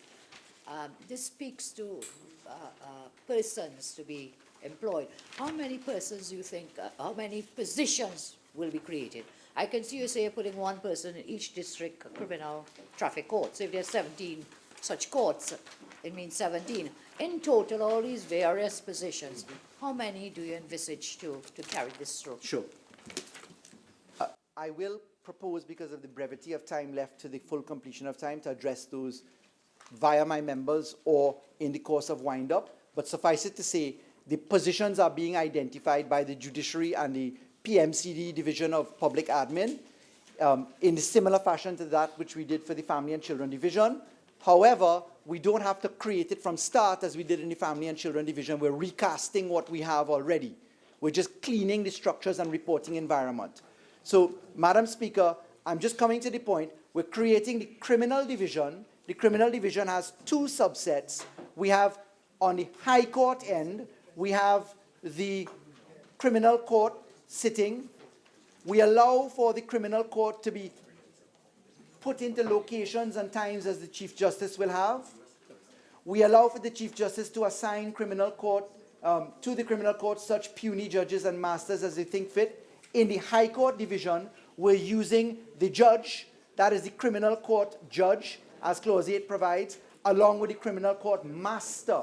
And Madam Speaker, let me address that right now. What we're doing in this particular bill, and we find it now where we deal with the jurisdiction at Clause 9 in particular, we're allowing for the criminal court judge and the criminal court master to treat with all powers exercisable by a magistrate. And in allowing them that power, we're allowing the High Court end of the criminal division to treat with summary matters, so that we don't have to have serious summary matters begin in the magistrate's court and then migrate across to the High Court, where the transmission time for documents is sometimes 2 years for the documentation to move from the summary court to the High Court. What we're allowing here, for instance, in existing preliminary inquiries, is for the High Court end of it to actually hear the criminal inquiries, the preliminary inquiries. We propose that the district criminal and traffic courts, which is now the magistrates end of the division, that they treat with the less important matters, so that we can actually have judicial attention focused upon serious and less serious matters. Madam Speaker, the chatter is a little disturbing by my friends opposite. Appreciated. Madam Speaker, when we treat with Clause 9 of the bill, I was having a conversation a while ago with my learned colleague from St. Augustine, and I wish to point out that at Clause 9, where we say the summary courts, that the criminal court judge and the criminal court master shall have matters including Summary Courts Act, including the power to hear indictable offences summarily, we are not proposing that that is to be anything other than the existing law. It means that the criminal High Court end of it can treat with indictable matters, summary matters, but very importantly, matters which are triable either way. And even more importantly, this expression in the law is relative to Section 100 of Chapter 420, which is the Summary Courts Act, which treats with indictable matters which may be treated with summarily by consent of the accused in accordance with the second schedule to Chapter 420. And that's what we call scheduled matters. Madam Speaker, when we deal with Part 3 of the bill, we are dealing with the magistracy end of it, which is the district criminal and traffic courts. What we're doing is we're proposing that the summary court jurisdiction, as we go through clauses 12, 13, 14, 15, 16, that we treat with those specifically as the magistracy divisions. In Clause 17, we come down to roles and functions, which I'll come to in a moment. But what we're doing in the summary courts here is we're effectively renaming our magistrates. We're renaming our magistrates so that the magistrates, when a magistrate is sitting in the district criminal and traffic court, that magistrate is to be known as the district court judge. It's not dissimilar from the Jamaican district court judges, except in Jamaica, of course, they don't battle with the tribal either way phenomenon that we have, and they have lay magistrates as well, which are lay district court judges, which we don't have. When we are treating with, I have 13 minutes to do the whole bill. I'll come to that in a moment. The renaming of functions I'll treat with in answer. Madam Speaker, when we are treating with District Criminal and Traffic Court, again, we are incorporating for the first time the use of the Senior Magistracy Registrar and Clerk of the Court. That person is to be an ex officio Justice of the Peace and Commissioner of Oaths. That person is a person with legal qualifications. That person is no longer going to be an unqualified Clerk of the Peace. That person sits atop a Magistracy Registrar and Clerk of the Court substructure, as is set out in Clause 16. They report to the Senior Magistracy Registrar. The Senior Magistracy Registrar reports to the Chief Magistrate. Importantly, because the functions of the Clerk of the Peace, now to fall under the Senior Magistracy Registrar, were not defined, we have taken in Clause 17 the very careful step to define the role and function of the Senior Magistracy Registrar. That includes all the matters set out at subclauses 17A through K inclusive. Granting of bail, witness oaths, drafting of complaints, perfection of orders, certifying extracts, being the keeper of records of a district court, supervising employees in the district and criminal court who engage in legal or quasi-judicial functions. When we come to Part 4 of the bill, Madam Speaker, we are now taking the administrative structures, and what we're doing here, the word that is to be paramount in members' consideration is flattening. We had two separate administrative structures: High Court Division, Magistrates Division. In the existing law, the High Court Division would fall under the Registrar of the Supreme Court. In the magistracy's end, we're falling under the Clerk of the Peace. In the High Court, we had a regulated computerized GEMS sort of equation. That's the name of the judicial system that operates on an IT platform basis. In the Magistrates Court, none. Longhand, book, Clerk of the Peace, who turns up, who doesn't turn up. In the transmission of paperwork alone between the magistracy and the High Court, Madam Speaker, it takes as long as 2 years upon the completion of a matter in the Magistrates Court, which has to go to the High Court. The minimum period is often 2 years to transfer documents, because there is the problem with transcription evidence, there's a problem with the file moving from one desk to another.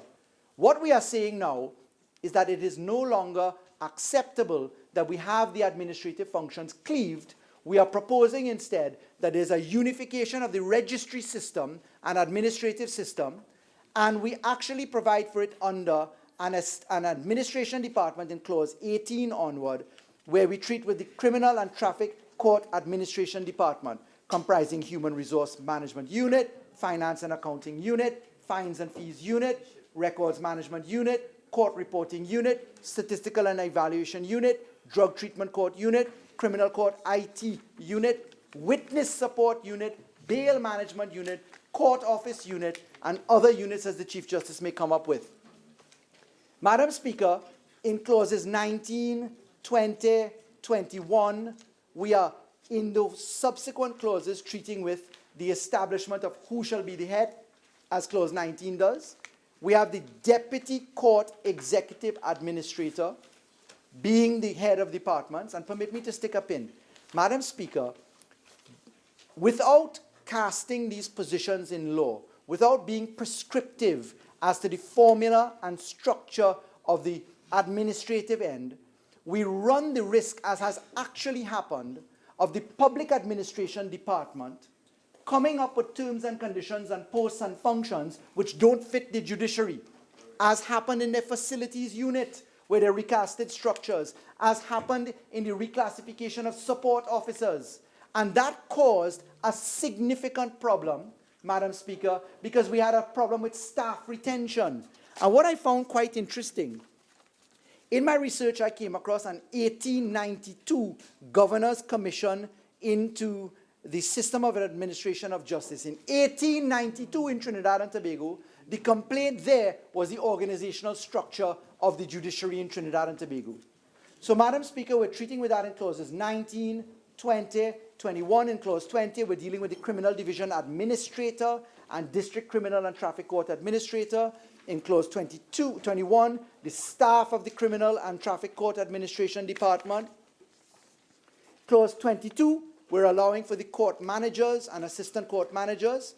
And then we get to part 5, Madam Speaker. Under the miscellaneous provisions in part 5 of the bill, we're treating with the obligation to have the oath of secrecy entered into by all members of staff of the criminal court or district and criminal court prior to assumption of duty. We're also making sure that that affirmation of secrecy is done before a judge or justice of the peace. Why? Because perjury would apply to that. There's a criminalization if you breach your oath of secrecy, and you can suffer jail term and fines. The pièce de la résistance of the bill is clause 24. Clause 24 is innocuous in its structure and in its language. Clause 24 provides as follows. The Rules Committee established under Section 77 of the Supreme Court of Judicature Act may make rules establishing a special criminal court procedure for the management of case types and offences referred to in subsection 2, and generally for the carrying this act into effect. And subsection 2, the Chief Justice may, by practice direction, determine the case types and offences which are appropriate for the special criminal court procedure provided for in rules of court made under subsection 1A. Rules shall be subject to the negative resolution of Parliament.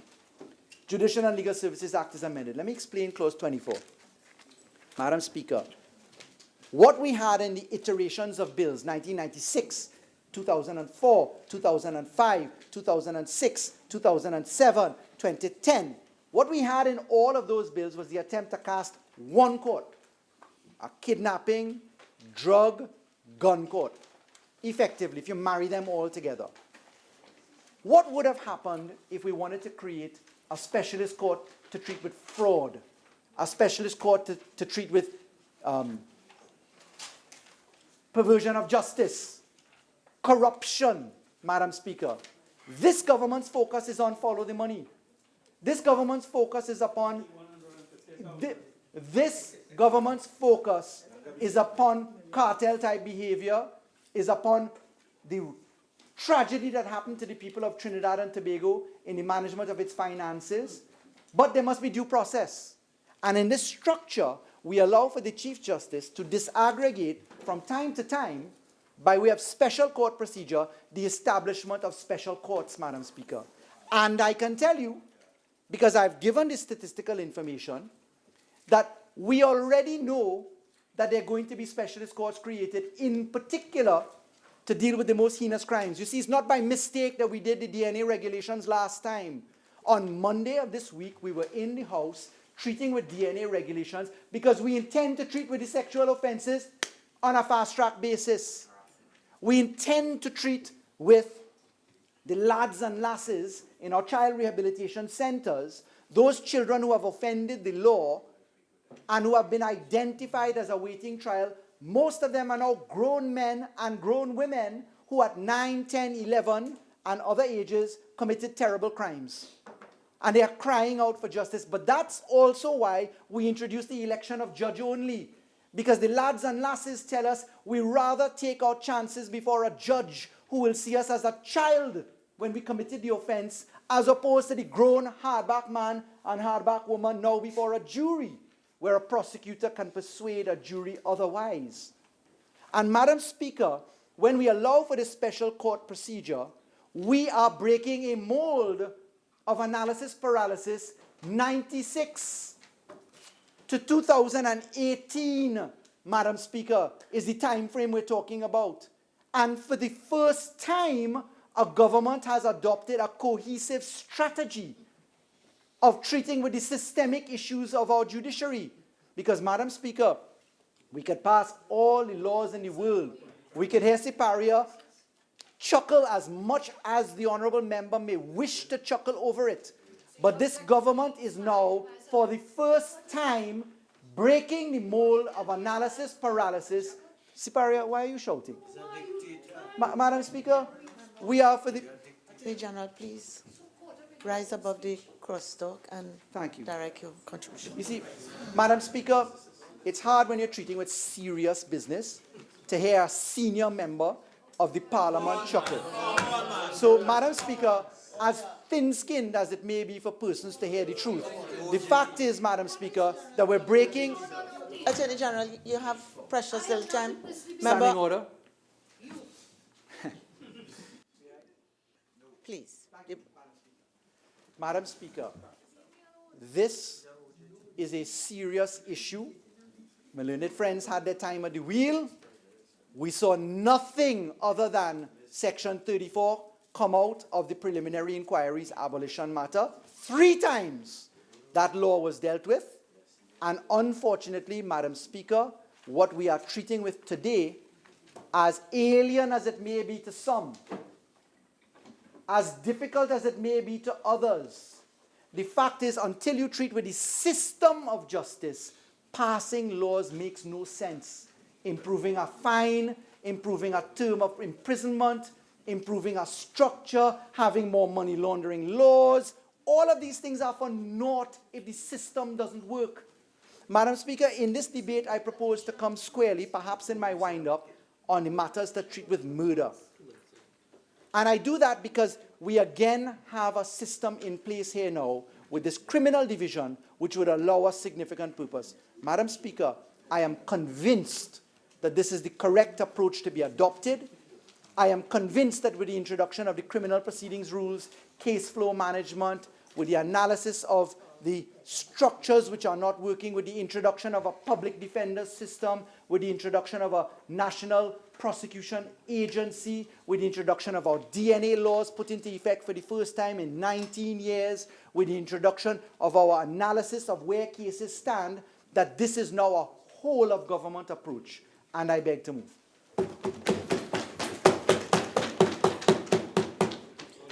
Honourable members, I shall now propose the question for debate.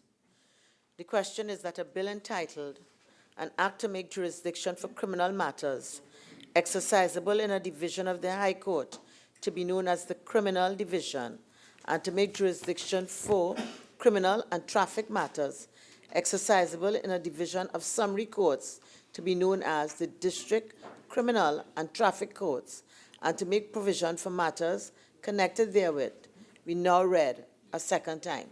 Member for Orpuchis. Thank you very much, Madam Speaker, and thank you for the opportunity to contribute on the matter before us this afternoon. Madam Speaker, the matter before us appears to be a short, non-contentious matter of introducing courts, processes, providing for administrative structures to support new institutional developments. But, Madam Speaker, I begin by stating that it is not as simple as it may appear. And while the Attorney General is very convinced on the path that he has led us here this afternoon, there's a difference between being convinced and being convincing.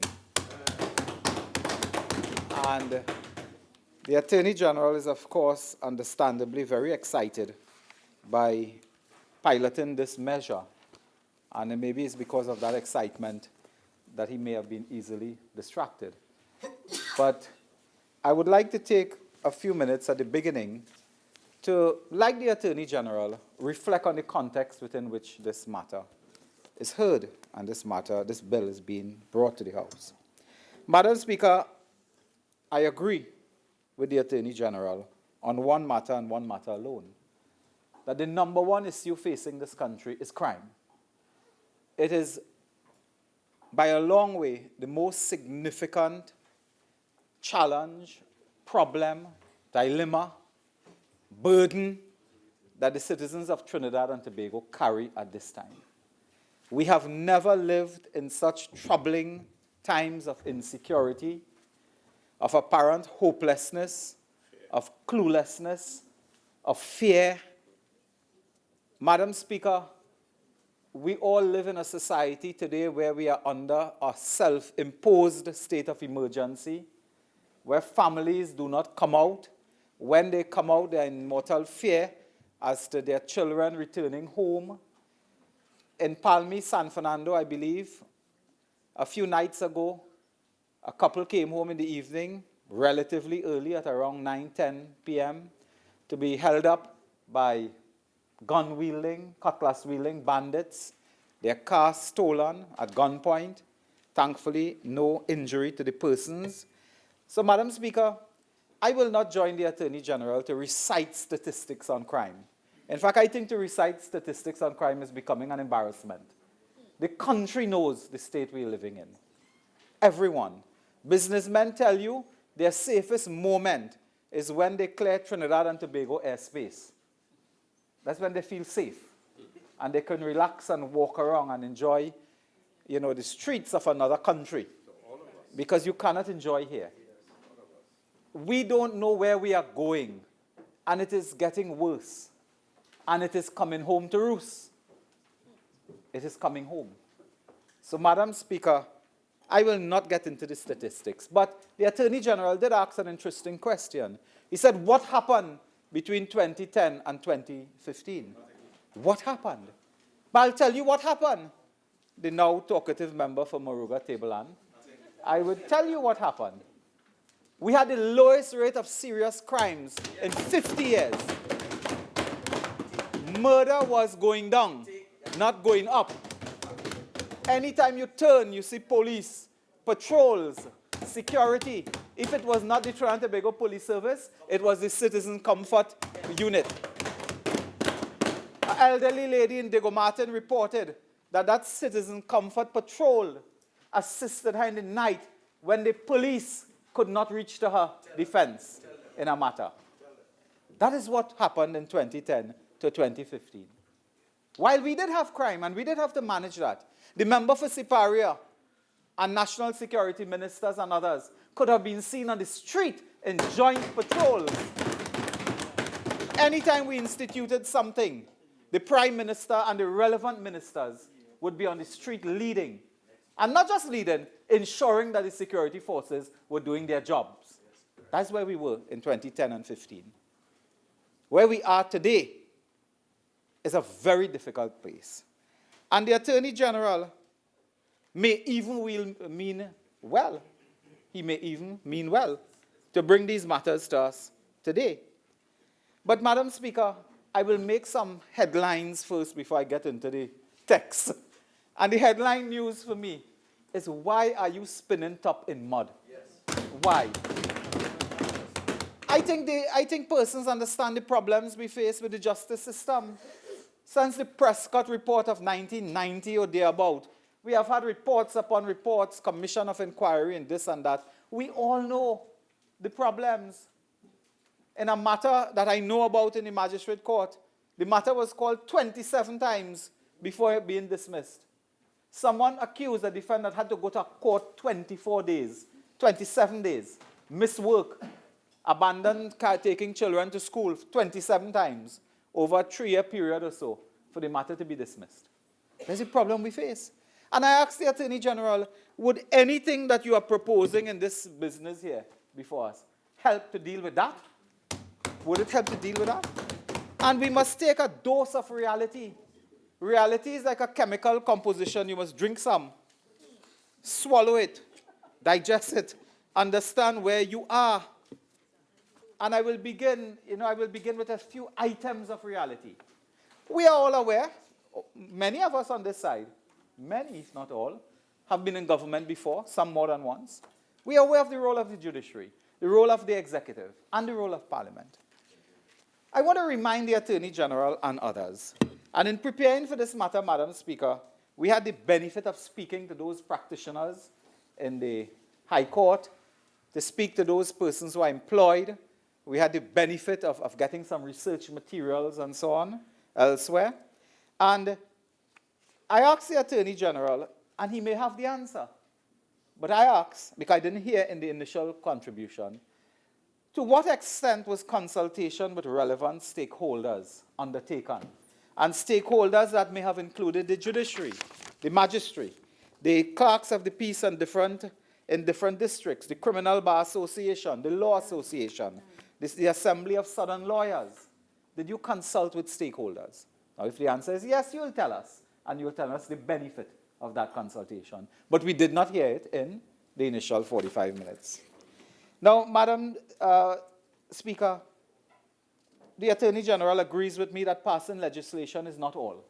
That will solve nothing by itself. You know what's the problem we face today, Madam Speaker? And it is quite instructive that the Attorney General, in a nice way, he reminded us that building courts is not building court. It was quite instructive because when we think of building courts, because the Attorney General said they were building courts, I asked my colleague along this line, I said, what court they build? Then he corrected himself. He said, we didn't build anything, but we outfit buildings. And I believe there's a building in Faizabad, outfitted for a court. And publicly linked to an official of the government. Publicly linked to an official of the government. There's a question now as to Family and Children Division of a court in Sinclair, Port of Spain. Is that also linked to a high government official? Is that also? So is the approach, rent buildings from government official, call it court, and we build court? That cannot be the approach. Courts, Madam Speaker, I submit the judiciary courts, those institutions and so on, as far as possible, we should try to construct independent buildings and property owned by the government, owned by the people. Why do you spend $500,000 a month in rent for buildings? While if you take that money multiplied by 3 years, you could build an entire building. And you could build for less than $29 million that they are spending on a Moruga youth facility. You could build with a few $1 million, you could build courts. Undisputed land. I think they're stealing somebody's land to put at $29 million. But I'm not going there. Madam Deputy Speaker, let me continue I without rise going there. on standing order 48-6. He started. Thank you very much. Member for Orbu-Cheese, I'm sure with your experience you can use a much more parliamentary term. Could you kindly just withdraw that particular term? And I'm Madam sure Speaker, you I withdraw can do that. I that was with ease already and in continue. flight on another issue. Madam Speaker, I want to remind the Attorney General that at the Hall of Justice today, the air conditioning has been down for more than a month. That judges have been forced to move matters to San Fernando Supreme Court or adjourn matters. It was brought to the attention of the authorities in the judiciary. They are claiming that they don't have money to fix the air condition at present, so there's no solution in sight. It has affected the delivery of justice.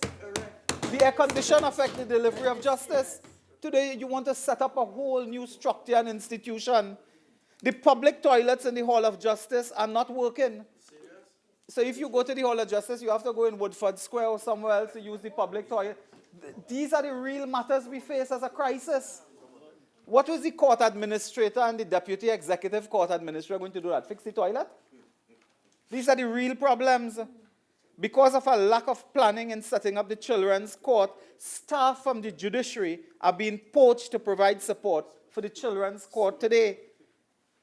There are judges now who face problems because their staff are leaving and they are without the critical staff as secretaries, judicial support officers, orderlies. So you are poaching away from the mainstream judiciary. Judges and their teams are operating without critical and basic necessity such as paper, toner, ink for printers, stationery, toilet paper. There was a memo from the Ministry of Education. They couldn't provide coffee and tea. Then somebody, Department of Government, Northwest Regional Health Authority, said they couldn't, that on one ground floor, people were using too much toilet paper or something like that. This is the state we are in. So I'm coming back to the judiciary. These are the problems they face. The staff of the High Court are demotivated because of a lack of payment of traveling allowances, jacket allowance, acting, gratuity payments, and so on. People have been waiting years for their payments of gratuity and allowances. Madam Speaker, Speaker, may the I ask problems you in to the look courts. at Standing Order 48-1, please? I think it's Very relevant to the discussion. Stick to your pharmacy now. Please continue. Thank you very much, Madam Speaker. Madam Speaker, let me continue to speak of the crisis in the judiciary and then match it to the solution being proposed today. Absolutely. Or the lack of a solution. Madam Speaker, the San Fernando Magistrate Court is operating on a shift system, like a junior sec. That's how they are operating today. Despite the promise to sort out that problem, the San Fernando Court is being housed, the Magistrate Court is being housed in the High Court building.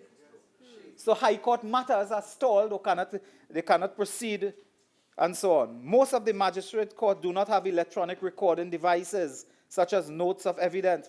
Notes of evidence is still taking years to produce. The family court, which the member for San Fernando West raised as a big point of success and so on, as the most successful project, they do not have an operational library for more than 4 years now. So when you examine this bill and what it seeks to do, it seeks to create more positions, more layers of bureaucracy. It is job for the boys and job for the girls. On contract, and I'm coming to the nature of this in a few minutes. So they are going to create jobs for the boys, jobs for the girls by doing this. So how are we going to look at this business here today now? Let's go to the bill, because I know the member for St. Joseph really wants me to get into clause by clause. So I'll do that. There's no problem with that. We're quite prepared for that approach as well. You see, Madam Speaker, we deal with traffic issues now. That's with traffic offenses, which is what the bill deals with in a fundamental sense. It appears that way. This is a government that has a preoccupation with traffic offenses and traffic management. Maybe in another incarnation, those on the other side may have been traffic cops, or what's called traffic wardens on the road with a bright fluorescent vest or something. But they're preoccupied with that. Since arriving into office, we have had this unbelievable approach on the streets, where more and more police hiding in the bushes with little gadgets and stopping the motor cars, charging them. They're in Katwaru Trace and Pinal, stopping the people down there by Gulf City and the main link road there. Because instead of 50 km, you might be at 55. And they then pounce upon you. And by their own admission, they are now saying that revenue raising from traffic offenses is a major source of revenue for this country. So, you could rob a jewelry shop on High Street, break the glass at 12 midday, injure the people. But God forbid if you try to drive 5 km more than the limit in San Fernando. You're in trouble, huh? You're in trouble. The problem they have is the murderers do not speed and they don't drive drunk. That's the problem. Because that's their fascination with traffic offenses. You should have a fascination and a zeal to deal with murder.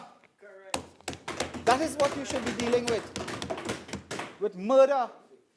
And this government should have looked seriously at a recommendation that came from a parliamentary JSC, Committee of Parliament, Madam Speaker, where at a particular meeting dealing with an inquiry into criminal case flow management in the judicial system, Friday, March 18, 2016, and this was the Joint Select Committee on Finance and Legal Affairs.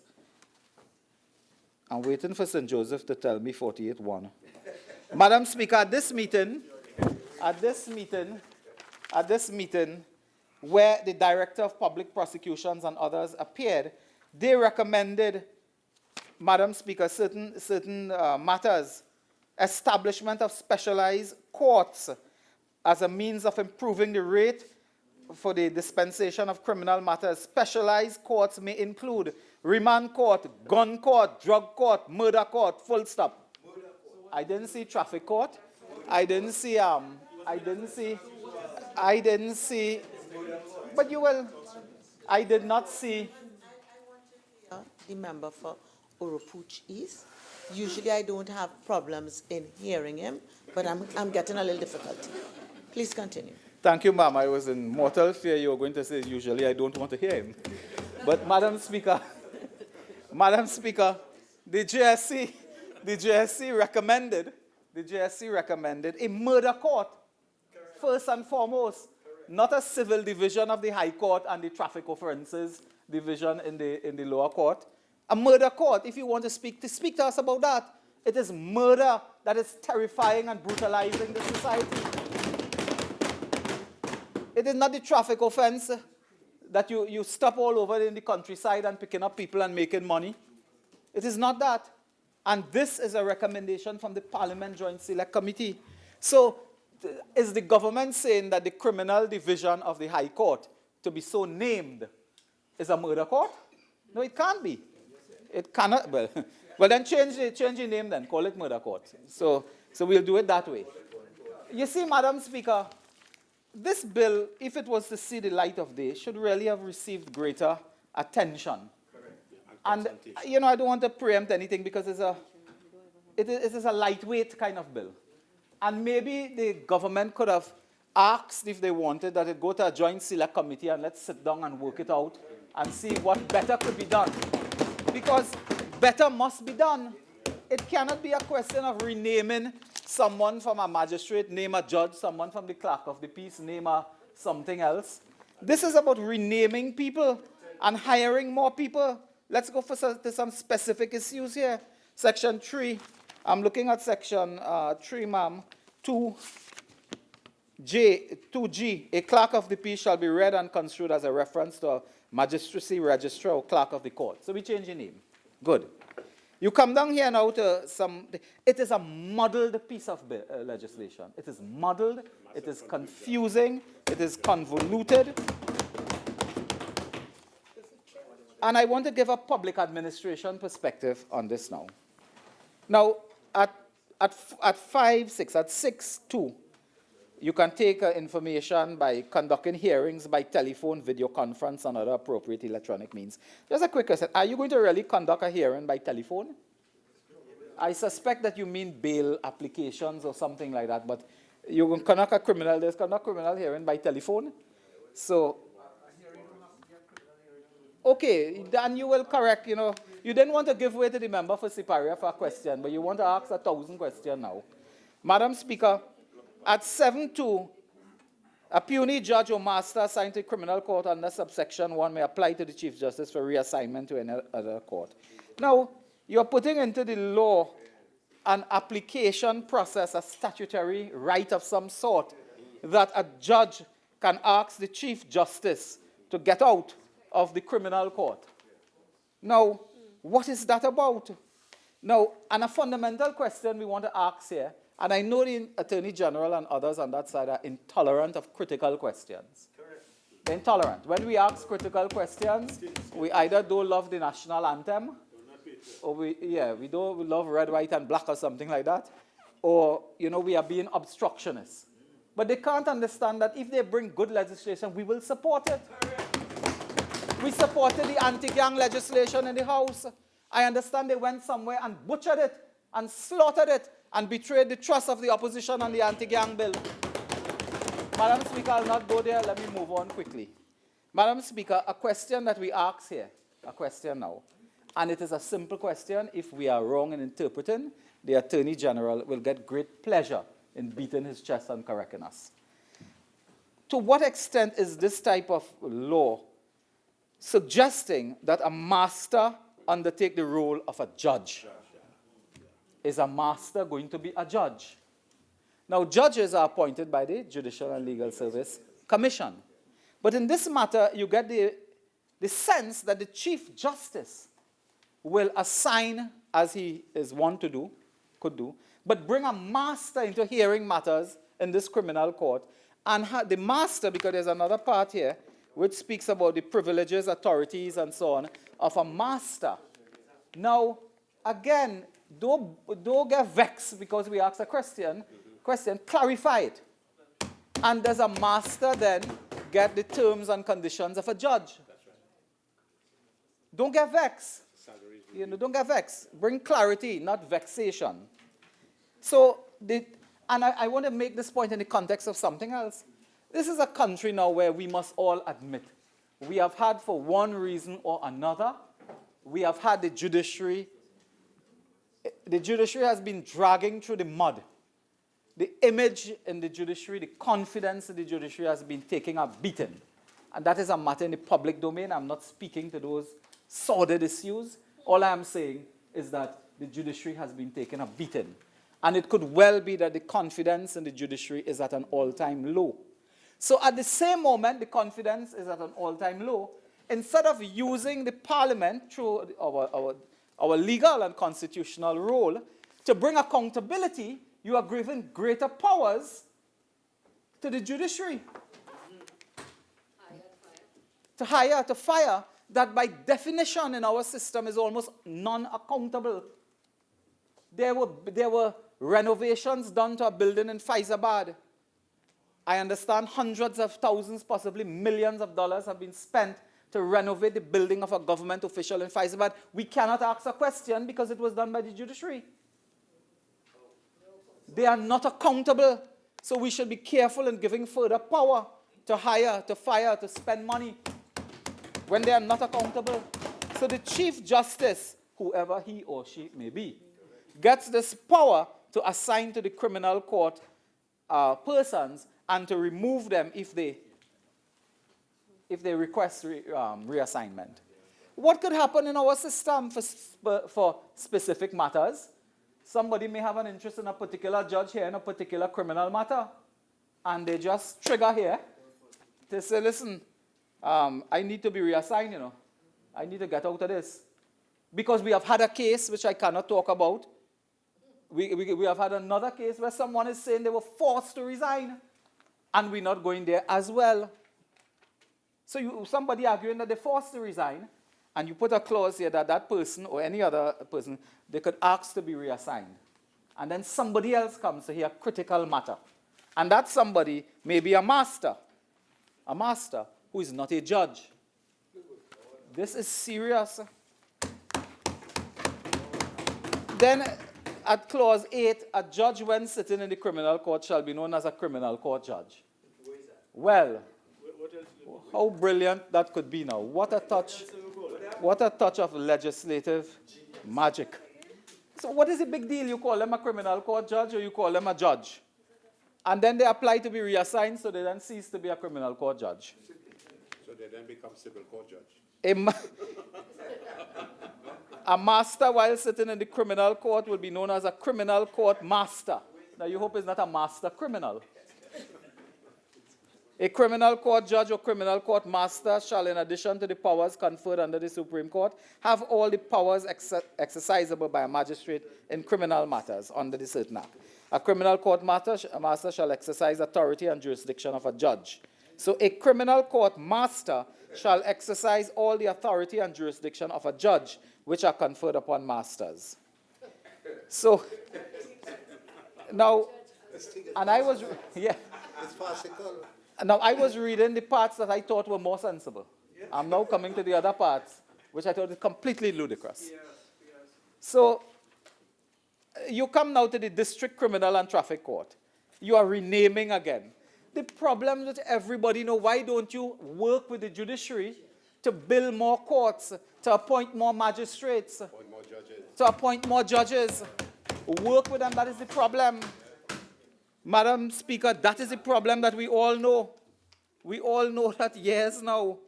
Look at something here. One of the problems in our system is the DPP's office. The DPP office. In the ratio of attorneys to criminal matter in the Assizes Court, the following are some statistics that the DPP presented recently. In 2010, 1 attorney to 66 matter. 2012, 1 attorney to 78 matters. 2014, 1 attorney to 84 matters. Did it get better or worse? 2016, did it get better or worse? 1 attorney to 150 matters. 2016. While the acceptable ratio is to have 1 attorney to 25 matters. So why don't we work with the DPP office? Why don't we do, you have I'm tempted to say you have a house to fix. But you have to fix a problem. Start with the little things that you can do. Fix the air condition. Let's begin there. Fix the public toilets. Then work with the judiciary to hire more staff, to get more buildings. and invest public money on public buildings. Why it is you can find 400 million highway to Toko, 500 million for one terminal in Tobago. That is almost $1 billion gone. Huh? But you cannot secure some funding to build courts and then you outfit it. That is what you do. Now, I mean, you have to open the Children's Hospital, we know that, but the last government put a building called the Children's Hospital in Couva. It's there. I mean, apart from opening it, there are buildings we have built. When we were there, you could look around and see our legacy in infrastructure. You could look around and see our legacy, even with police stations. I think we completed 9 police stations. 12 we were dealing with in 5 short years. Not one police station you have built. Not one court because you're outfitting. We're coming back to court, madam. So, the district court judge. Now, a magistrate, when sitting in a district criminal and traffic court, shall be known as a district court judge. What is the big deal of this? What is the big deal here?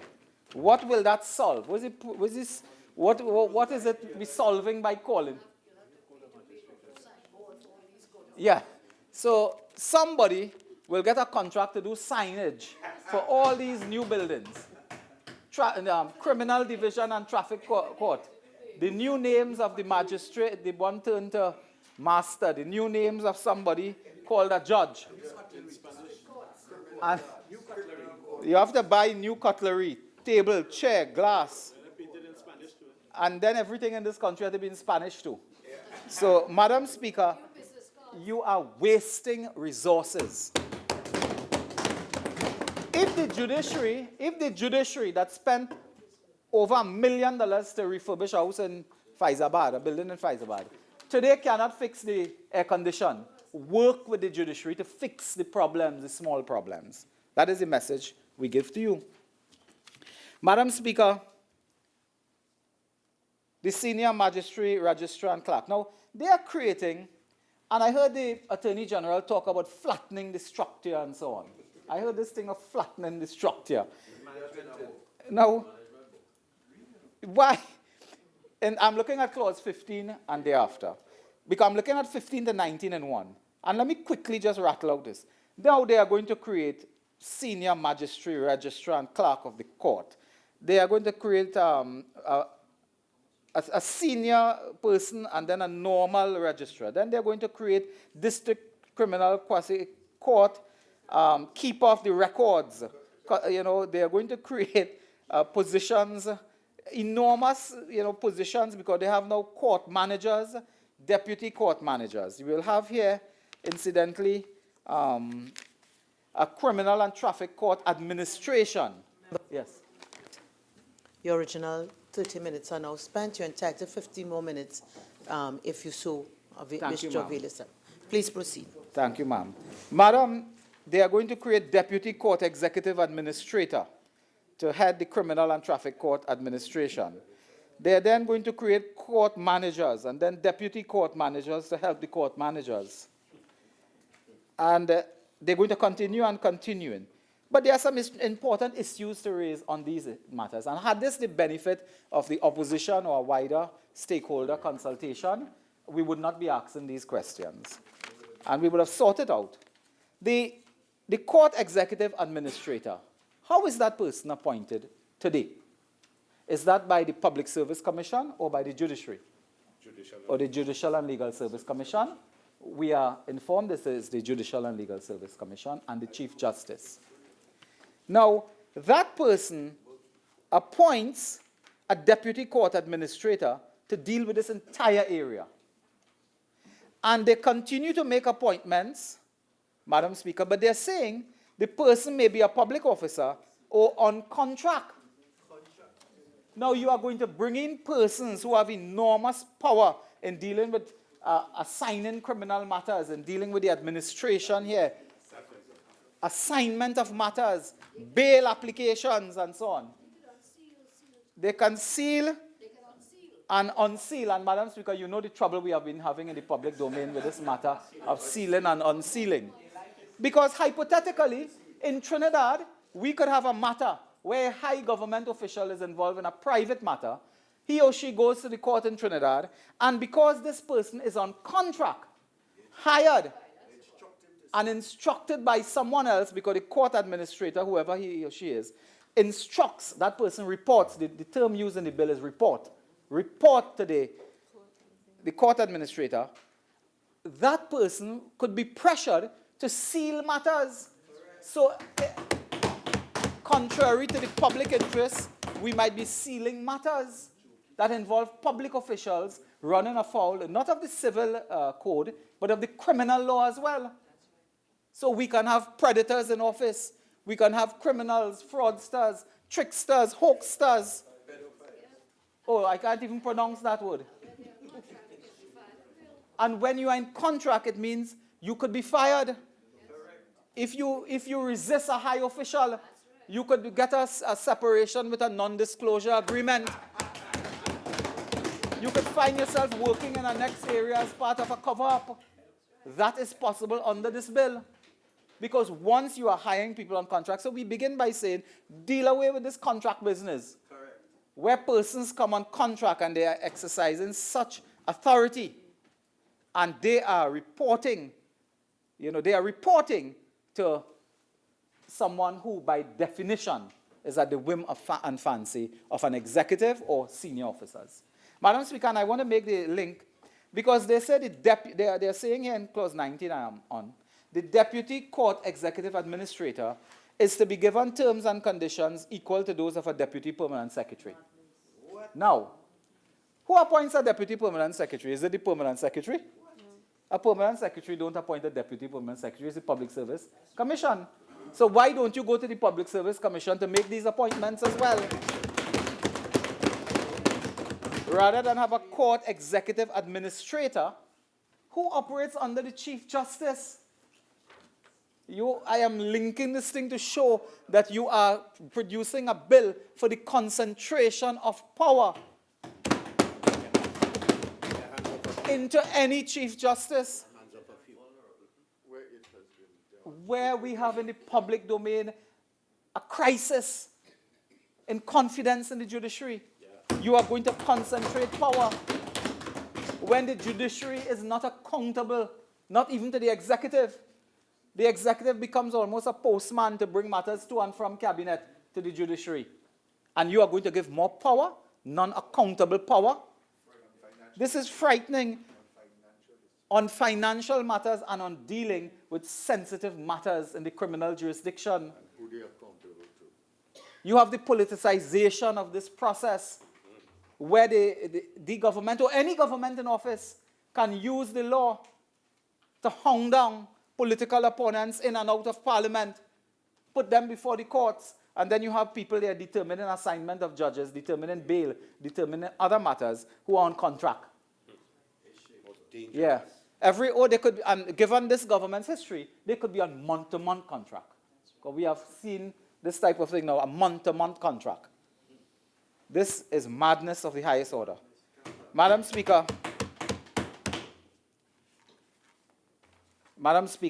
they need to relook the appointments of these senior office holders, and we suggest that you look to the Public Service Commission and nowhere else. Absolutely no issue of contract officers and so on. Madam Speaker, there are also some other matters. The court executive administrator now, and I'm 22.2, shall assign court managers, assistant court managers to the criminal court and to the district criminal and traffic court. Now this is interesting. I just cite it here as a bit of a inconsistency, because there's a deputy court executive administrator responsible for the criminal court and the traffic court. Right. But yet they give the full power back to the court executive administrator. Because if you already in this bill, your boss is the deputy court executive administrator, why do you then give this power to assign court managers, deputy court managers and so on, or assistant court managers to the higher office rather than the one that has been appointed for this? Madam Speaker, that was more a smaller issue to me. In the, and you know, at number 5, 22.5, The assistant court managers of the criminal court shall report to the court manager of the criminal court, and the assistant court managers of the district criminal and traffic courts shall report to the court manager of the district criminal and traffic courts. There's no need to put that. In any organization, you have a hierarchy of responsibility and reporting and so on. I don't think you need to put in law that an assistant report to the manager, that type of thing. You see, Madam Speaker, while this may have good intentions, this may really have good intentions, there's a great risk involved here. You know, I want to remind the national community that when the former administration came to the House with a bill called the Constitution Amendment Capital Offences Bill 2011, I have a copy in my hand. When we came to the House with this, the then opposition did not support that bill on several grounds. And one, I remember, they said you don't need this bill for hanging. You could do it within the framework of the existing law. Well, we are about 3 years into their term of office. Anybody face the gallows? How you couldn't do it under the existing law? Huh? Today he's coming to say more to promise. The other major issue here was the categorization of murder. That has root, Madam Speaker, in a report that was done, I have an next copy here in my hand, the death penalty in Trinidad and Tobago, a report on the death penalty, whether it should be retained for offences under the criminal law of Trinidad and Tobago, by the commissioner then I believe was Mr. Elton, Prescott, and others. 1990, recommended categorizing murder. And in our bill, 2011, we dealt with that. That would have been one approach that you may look at. I am told, Madam Speaker, there are about 750 persons right now awaiting a trial for murder. 750 persons. I wanted to believe when I heard that, I heard wrong. And they are waiting what could be 12 to 15 years without bail. 750 persons. Had we been categorizing murder, some of these people would have been outside given the categories that we are dealing with. That is something that the Attorney General, instead of rejecting when we brought it, could have included. If you want to deal with this system here and you want to address the matter. Madam Speaker, there's some smaller questions just briefly to ask as I get prepared to wind up. In the matter of traffic violations and so on, while we are all aware of what these violations would be, there was a question being raised by some practitioners, Madam Speaker, that whether we are through this process, is there an intention in the bill to widen the criminality of low-level traffic offenses?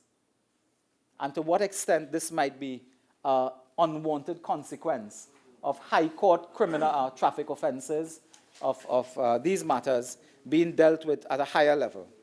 Madam Speaker, the offenses that we know, driving license-related offenses, lighting offenses, highway offenses, neglect of pedestrian rights, traffic violations, and so on, these are offenses that can be dealt with at a lower level. One suggestion that came up years ago that we could have looked at is if you have in the lower court 40,000 traffic offenses or so, you could have introduced a system of lay magistrates. The industrial court has that too. Members of the industrial court are persons who are not lawyers or judges and so on. But, they are known as members. Some people call them judges mistakenly. But you could have introduced a system of a tribunal of some sort where you create lay magistrates, retired persons from the public service, school principals, persons who have been in disciplinary environments in the police or the military or so on, defense force, and create tribunals to deal with traffic offenses. And you would have gotten thousands and thousands and thousands off the book. You pay your fine, you go. But Madam Speaker, a traffic court today in 2018 is not a traffic court that we talk about 18, 20 years ago. Eh? There was a time when we were excited with traffic court. We said, nice man. We saw some show on TV, night court or something. And then we tried to introduce it here and discovered people get robbed in the night here. So, Madam Speaker, traffic court is not a beautiful concept as it was 20 years ago. Today, technology has ruled out traffic courts. You get your fine, your ticket, when you break the light in the night or anywhere, it comes to your phone. And you look at your phone, you see the ticket, and you say, listen, I don't want to pay no more money by going to no court, You pay one time, online. You get your ticket, you pull aside at the side of the road, and you pay your ticket online. The technology is driving a lot of these processes for traffic offense violation and penalties and paying penalties and so on. So we ought in 2018 to really do some more research, policy documents and so on, to see how we can use the technology to reduce this backlog and not to contribute to the backlog. The intention cannot be to have a traffic court and then put the next 40,000 people before the court. That's not the intention. It is to reduce the 40,000. And don't have any more. So look at the technology and see what we can do to make the technology applicable. So people don't have to go to a physical building to pay a fine and so on. That is something we could look at. Madam Speaker, yes, I spoke already about the gun court and the murder court, and the Attorney General could tell us if this is the murder court that he's proposing for us today, and he just didn't name it that. Madam Speaker, the problems in the court, the magistrate court in particular, known to all, the issue, Madam Speaker, for us is not institutional fiddling. It is not establishing more bureaucracy, hiring the boys and girls. Because this takes time. Listen, even if you do this with good intentions and you pass this measure, you're not going to do this. This is not going to be implemented this year, maybe hardly next year. You have to go through a process of hiring people. You have to go through a process of advertisement and recruitment. You have to get buildings for these people where the air condition is working, where facilities are working. You have to do that. So this will not change anything in the short term. It will change absolutely nothing. In the short term, the government ought to get their act together. The government ought to get their act together and work with the judiciary, the DPP office, and continue the good work that was started before. Continue the good work. Now that we have a Minister of Public Administration who is up and about and apparently looking well, now that we have a Minister of Public Administration, work with the judiciary and those departments as the DPP to get places for them or to build out as government property, and don't be in a position where you have these stakeholders coming before Parliament every now and then and begging and crying and bawling and groaning because they don't have toilet paper, they don't have toner for their printer, they don't have chairs and table, and more importantly, they don't have critical staff, which is the problem we face. The problem we face is not a need for greater bureaucracy. It is not for name change. It is really to get precious resources in the specific areas to bring about change. Madam Speaker, I thank you. Thank you very much. Thank you very much, Madam Speaker. Madam Speaker, it was not my intention to join the debate today. But I am only coming in now because I have some institutional memory, being in this place and the other place since 2010. And it is amazing, after the comedic stylings of my colleague from Oropouche East, that I have no choice but to rise and rebut some of the outlandish statements made here today. Madam Speaker, my good friend spoke at length about the issue of masters of the court. You ridiculed it? He scorned on the position of masters. May I remind the honorable member that under the Family and Children Bill, which was agreed to by the then government, by us, and the government in a joint select committee in 2016, that was agreed to. Madam Speaker, if you go to Section 3 of this bill, which deals with children's matter and what are criminal matters, they all refer to masters. And the masters was used by name. Masters is there. But Madam Speaker, as I said, I rose because I have some institutional memory. It was the UNC then in government when they were trying to pass the preliminary inquiries bills 1, 2, and 3, which gave rise to the whole Section 34 fiasco. Correct. That fiasco called Section 34. Those bills, one, which had to be repealed, we had to rush back to the Parliament, Bill number 2, Bill number 3. Do you know what they all had for preliminary inquiries? Masters. Nah. Masters. No way. But as Rip Van Winkle, you just woken up today to the issue of masters. But you agreed and piloted and asked for the issues of masters there. Not once, not twice, but 3 times. 4 times with the Family and Children Division. Madam Speaker, it was also used in the criminal proceeding rules, as the Attorney General will tell you. And you know what is worse? The member for Oropouche East went on at length, ad nauseum, about the role of the Chief Justice and who is going to appoint these masters. How are these masters going to be appointed? Let me say, Madam Speaker, the masters are appointed under the Supreme Court Judicature Act. The same act where my friends when in government were going to use to appoint masters under the Preliminary Inquiries Act. The Supreme Court of Judicature Act, which is law since 1962, the year of independence, which gives the Chief Justice the power to do so. This is not a 2018 thing. And Madam Speaker, it is absolutely amazing that Oropouche East is a lawyer. He ought to have known that since 1962, the Chief Justice can do that. And then they supported it whilst they were in government. And Madam Speaker, what we have to look at again is what is the view of the judiciary on this? The judiciary is asking for this. The same way the police were asking for the anti-gang legislation that you had to be brought here kicking and screaming to pass, the judiciary is asking for this. The Family and Court Division was given more judges.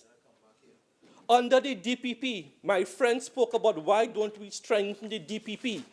The Attorney General has stood up in this Parliament time and time again to say what attention this administration, under this Prime Minister, under this Attorney General is paying to the DPP's offices. They have been given 3 new properties. They have been hiring across the board more lawyers, and more matters are being attended to. So that is what is happening under this administration. On the issue of masters, which my friend with a very short memory spoke about, how masters are assigned, Act number 20 of 1962 again, but all of a sudden, Rip Van Winkle awakes in 2018 and is questioning the role of the Chief Justice in appointing masters. Madam Speaker,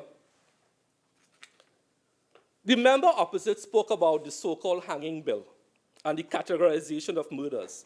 And as I said, I have some institutional memory. That's why I rose to speak.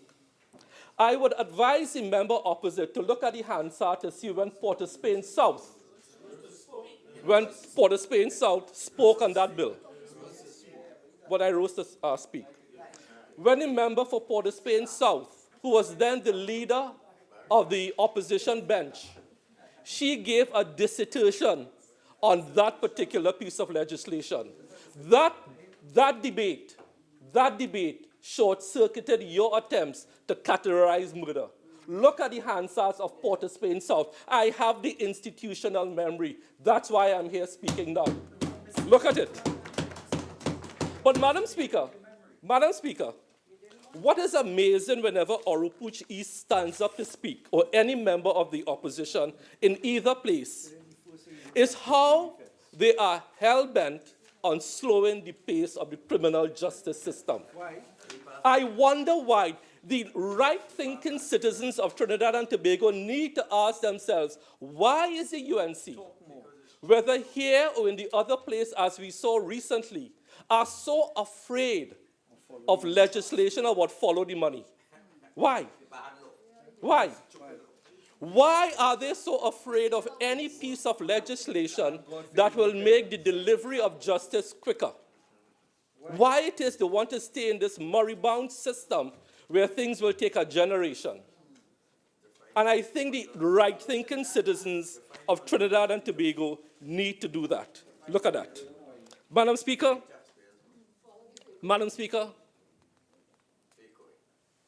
Oropuch East spoke about where we should spend money. May I remind colleagues opposite, again, I have the institutional memory. Our friends, when they were in government, wasted $13 million, which could be used now to repair the same air condition, when you violated the rules of the Central Tenders Board in trying to get your 4 judicial complexes up. The one in Carlson Field, never built. The one in Trin City, never built. The one in Sangre Grande, never built. Never built. $13 million gone up in smoke. Breach all the laws of the nation. Central Tenders Board Act. Breached it. And that is where we are today.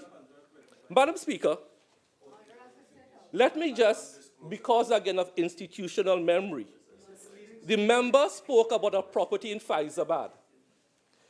And he said, we can't ask questions. May I remind the member, Madam Speaker, that a question was asked on that property in this same place and was truthfully answered. Was answered. It's on the Hansard. But what the member will not tell you was that property was sourced originally by the judiciary under your tenure. Under the UNC. Under the United National Congress. And now you want to scandalize it. Every member who wishes to speak will be allowed an opportunity to join this debate. Any member who is in a proper manner seeks to invoke Standing Orders 47 would be allowed. You see, Madam Speaker, the truth is what has them a little bit antsy. That's right. That property was sourced by the judiciary under the United National Congress. Madam Speaker, my friend opposite spoke about the Citizen Comfort Patrol. Do you know who is the biggest beneficiary of that? Tell them. 20 million a month. Tell them. The contract given out to rent the vehicles. Close to $100 million a year, $120 million a year to rent. Why didn't you take that money? Why didn't you take that money and put it into the judiciary? 120, because it was convenient to give out a contract to rent a fleet of vehicles. That was all it was about. That was all. That was all it was about. Contracts. Box train and contract. Contracts. Contract to fix health center, contract for this card, contract for that card. Madam Speaker, that was 48-1, the member for St. Joseph is not, this is not about Oropuch East, it's about the bill.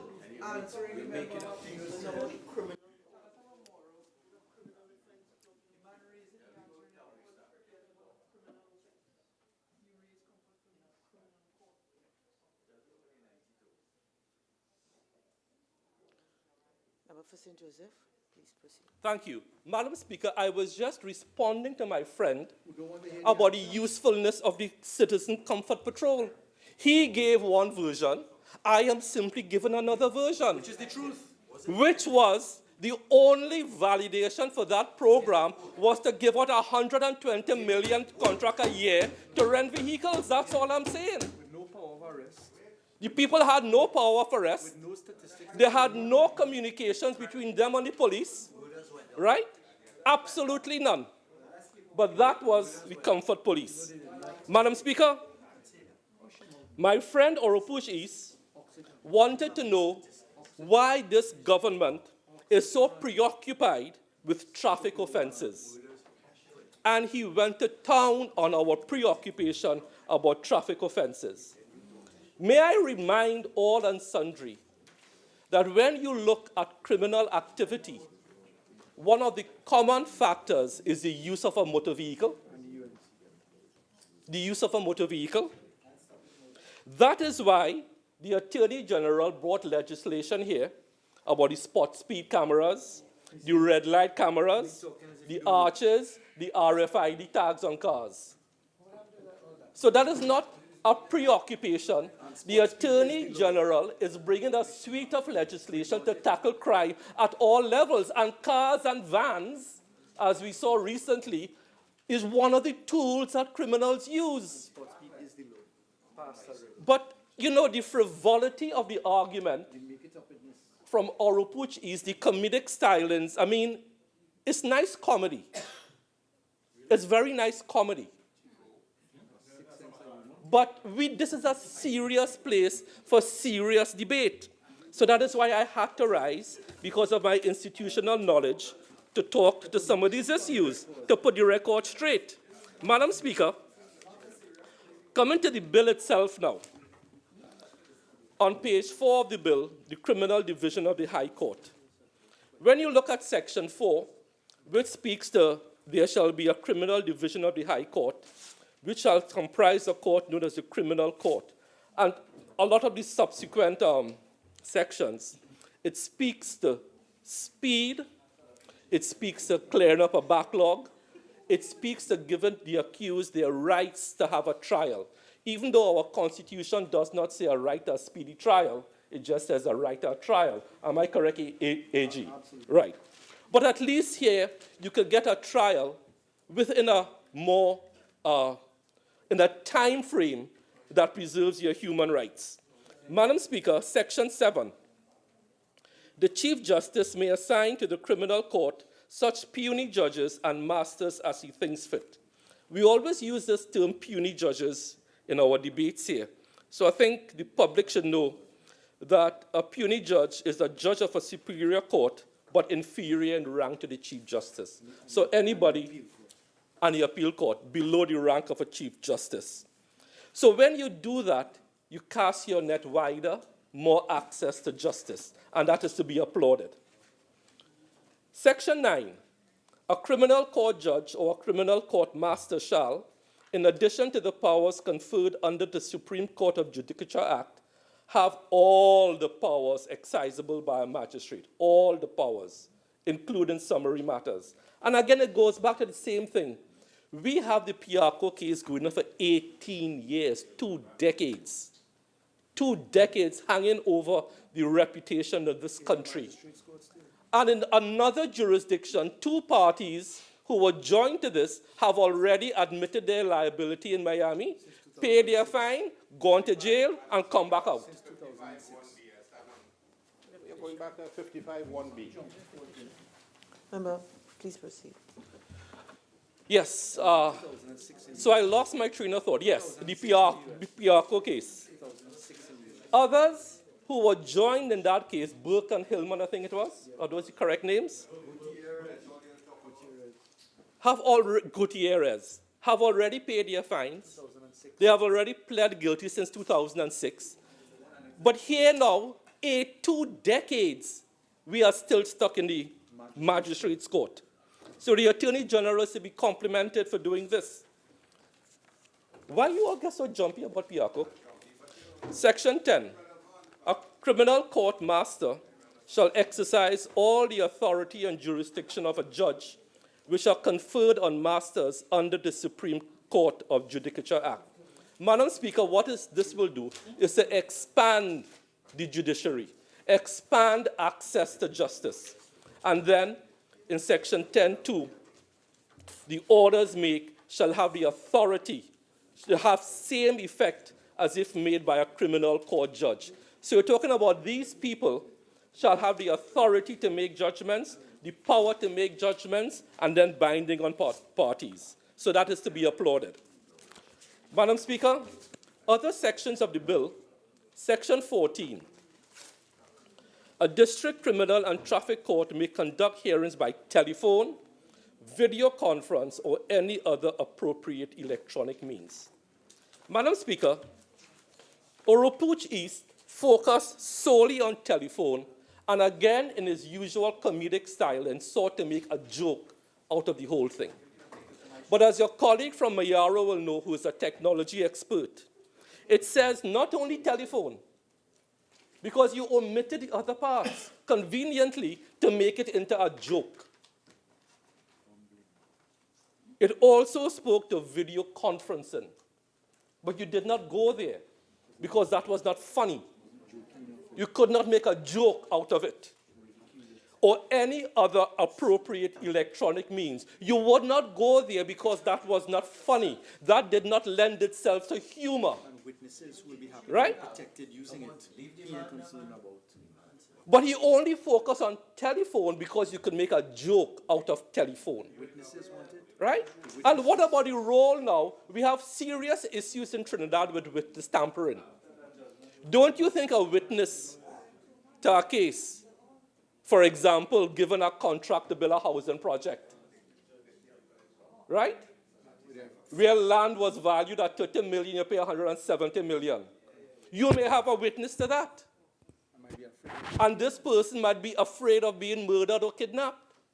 Because in Trinidad, we have cases where you value land at 30 million, but you pay 170 million to build a house or to build houses. Now, you may have a witness. That witness may not want to show his face in court. So the same joke you make about telephone, he could use the telephone. Or he could use a video conferencing method or any other electronic means. Because there is so much of white-collar crime to tackle in Trinidad and Tobago, we have to get serious. Madam Speaker, Section 15.2. The senior magistracy, register, and clerk of the court shall be ex officio a justice of the peace and commissioner of oaths. And the Honorable Attorney General in piloting spoke about that. This will modernize the archaic systems that we have now. Madam Speaker, Part 4 of the bill, we always debate in this honorable chamber when we pass laws, how do we operationalize things? I got it right the first time. Part 4 speaks to that. But Madam Speaker, when you look at Part 4 says, and again, this goes directly to my colleague from Oropuch East.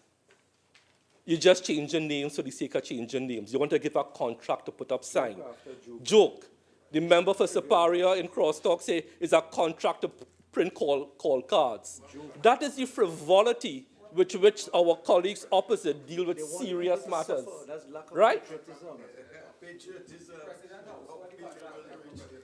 So there shall be established an administration department for the criminal division of the High Court and the District Criminal and Traffic Courts, which shall be known as the Criminal and Traffic Court Administration Department, and which shall be a sub-department of the Department of Court Administration. But it goes on in 18.2, and this is the part I want to focus on a bit. The Criminal and Traffic Court Administration Department shall comprise a human resource management unit. And that speaks to how we are going to start to operationalize this. Finance and accounts unit, fines and fees unit, how we collecting fines, collecting fees, and so on. D, a records management unit. How do you manage your records? Court reporting unit, statistical and evaluation unit, and this is the part I want to focus on, Madam Speaker. G, a drug treatment court unit. Madam Speaker, drug crimes, like everywhere else, is becoming a problem from both the supply side and the demand side. Just by way of analogy, the United States right now is caught up in a whole opioid crisis, where young people with their children are dying in front of their children, injecting themselves with heroin because they are so addicted, and they are dying in front of their children. Drug addiction, or any type of addiction, whether it's gambling addiction, alcohol, drug, sex addiction, any type of addiction. So here we are going to have a drug treatment court unit. Madam Speaker, just to tell you how serious this issue of drug addiction is getting in the United States, if you just bear me out, please, with the, well, if you will allow me, drug treatment court. They are now recommending that people who are on drugs walk with the antidote methadone, I believe. It is so bad. So what we are going to do now with our drug treatment court, if we get into our drug treatment court, it means we can move from a punitive system of justice to a more restorative system of justice. What a drug treatment court will do will put the onus on the offender, on the addict, to, one, admit he has a problem, and two, be a part of the solution in choosing his treatment options. Sorry, Oropuchi, as I did, Madam Speaker, I am not a drug addict. I will ask Oropuchi East to withdraw that, please. He just can't help himself. He cannot help himself. Everything is a joke. Everything is a joke for them.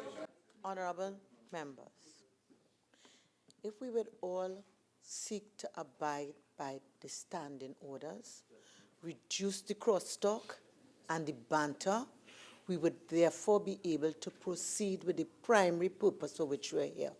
I'm going to advise both sides to obtain, with respect to Standing Order 53, in terms of members who are not speaking, to please listen in silence. Member for St. Joseph, please continue. Thank you, Madam Speaker. So, Madam Speaker, what this drug treatment court unit will do is move us from this punitive system of how we deal with addicts to a more restorative system. As I said, it will encourage offenders to be responsible not only for their addiction, but for their treatment, and help determine what are the treatment options and treatment paths going forward. Because heaven knows, also in Trinidad and Tobago, Excuse, 48-1. But I'm speaking to the drug treatment unit.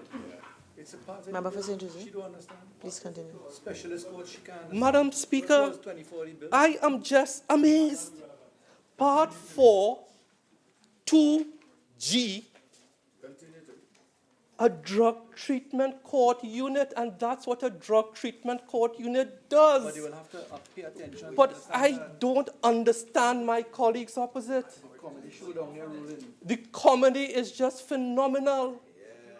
Absolutely phenomenal. So what the drug treatment unit will do, it will result in people being treated more restoratively rather than punitively. It also means less jail time and more time seeking treatment. What a drug treatment court does, it decreases the court's, the expense incurred in treating with these things judicially. A drug treatment court unit, the drug treatment unit also speaks about how society deals with these things. And it is married to the drug treatment court pilot. That is the linkage. There's a pilot already underway. But if you would read and research, Pay attention. you will not embarrass yourself. Madam Speaker, when we go on, Faris.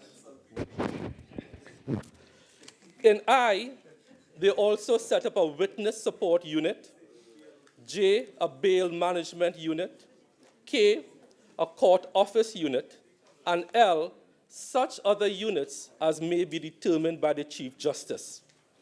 Madam Speaker, I want to move briefly on this part 4, where we are dealing with the issue of traffic courts. We know that our lower courts are clogged up by traffic cases. I have said already what the Attorney General has brought to deal with the issue of not traffic management, but traffic offenses. The spot speed camera system, the red light camera system, hopefully the RFID tags on license plates. He has already brought pieces of legislation where the licensing authority will only be the one issuing license plates. And these have direct implications for the criminal justice system. Madam Speaker,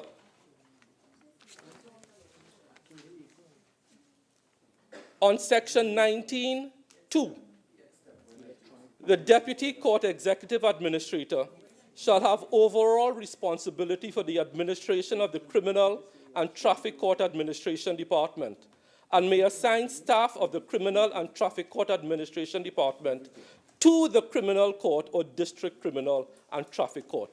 This power to assign staff, again, will have a very positive effect on how we deal with traffic offenses and clear up this 40,000 AG, is it? 50,000. 50,000 cases of traffic offenses before the courts. 50,000 complainants, judges, police. Think about, if you do that, how much judicial time you free up to look at other matters. How much police time you free up. Because for each of these offenses, a policeman has to go to court. A witness has to go to court. This is a phenomenal way of dealing with the backlog, and the Attorney General should be heartily congratulated.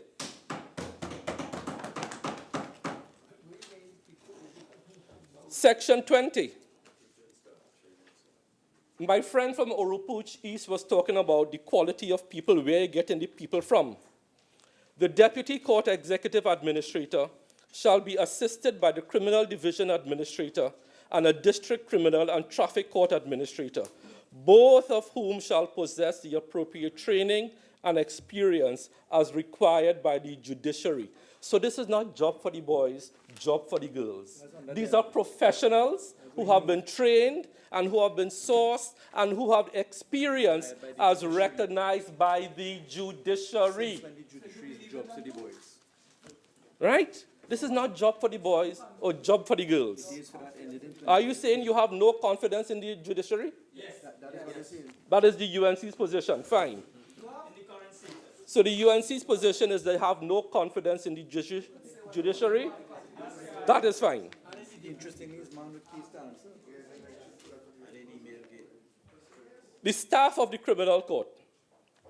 The Criminal and Traffic Court Administration Department shall, in addition to judicial officers, be staffed with appropriate number of suitably qualified persons.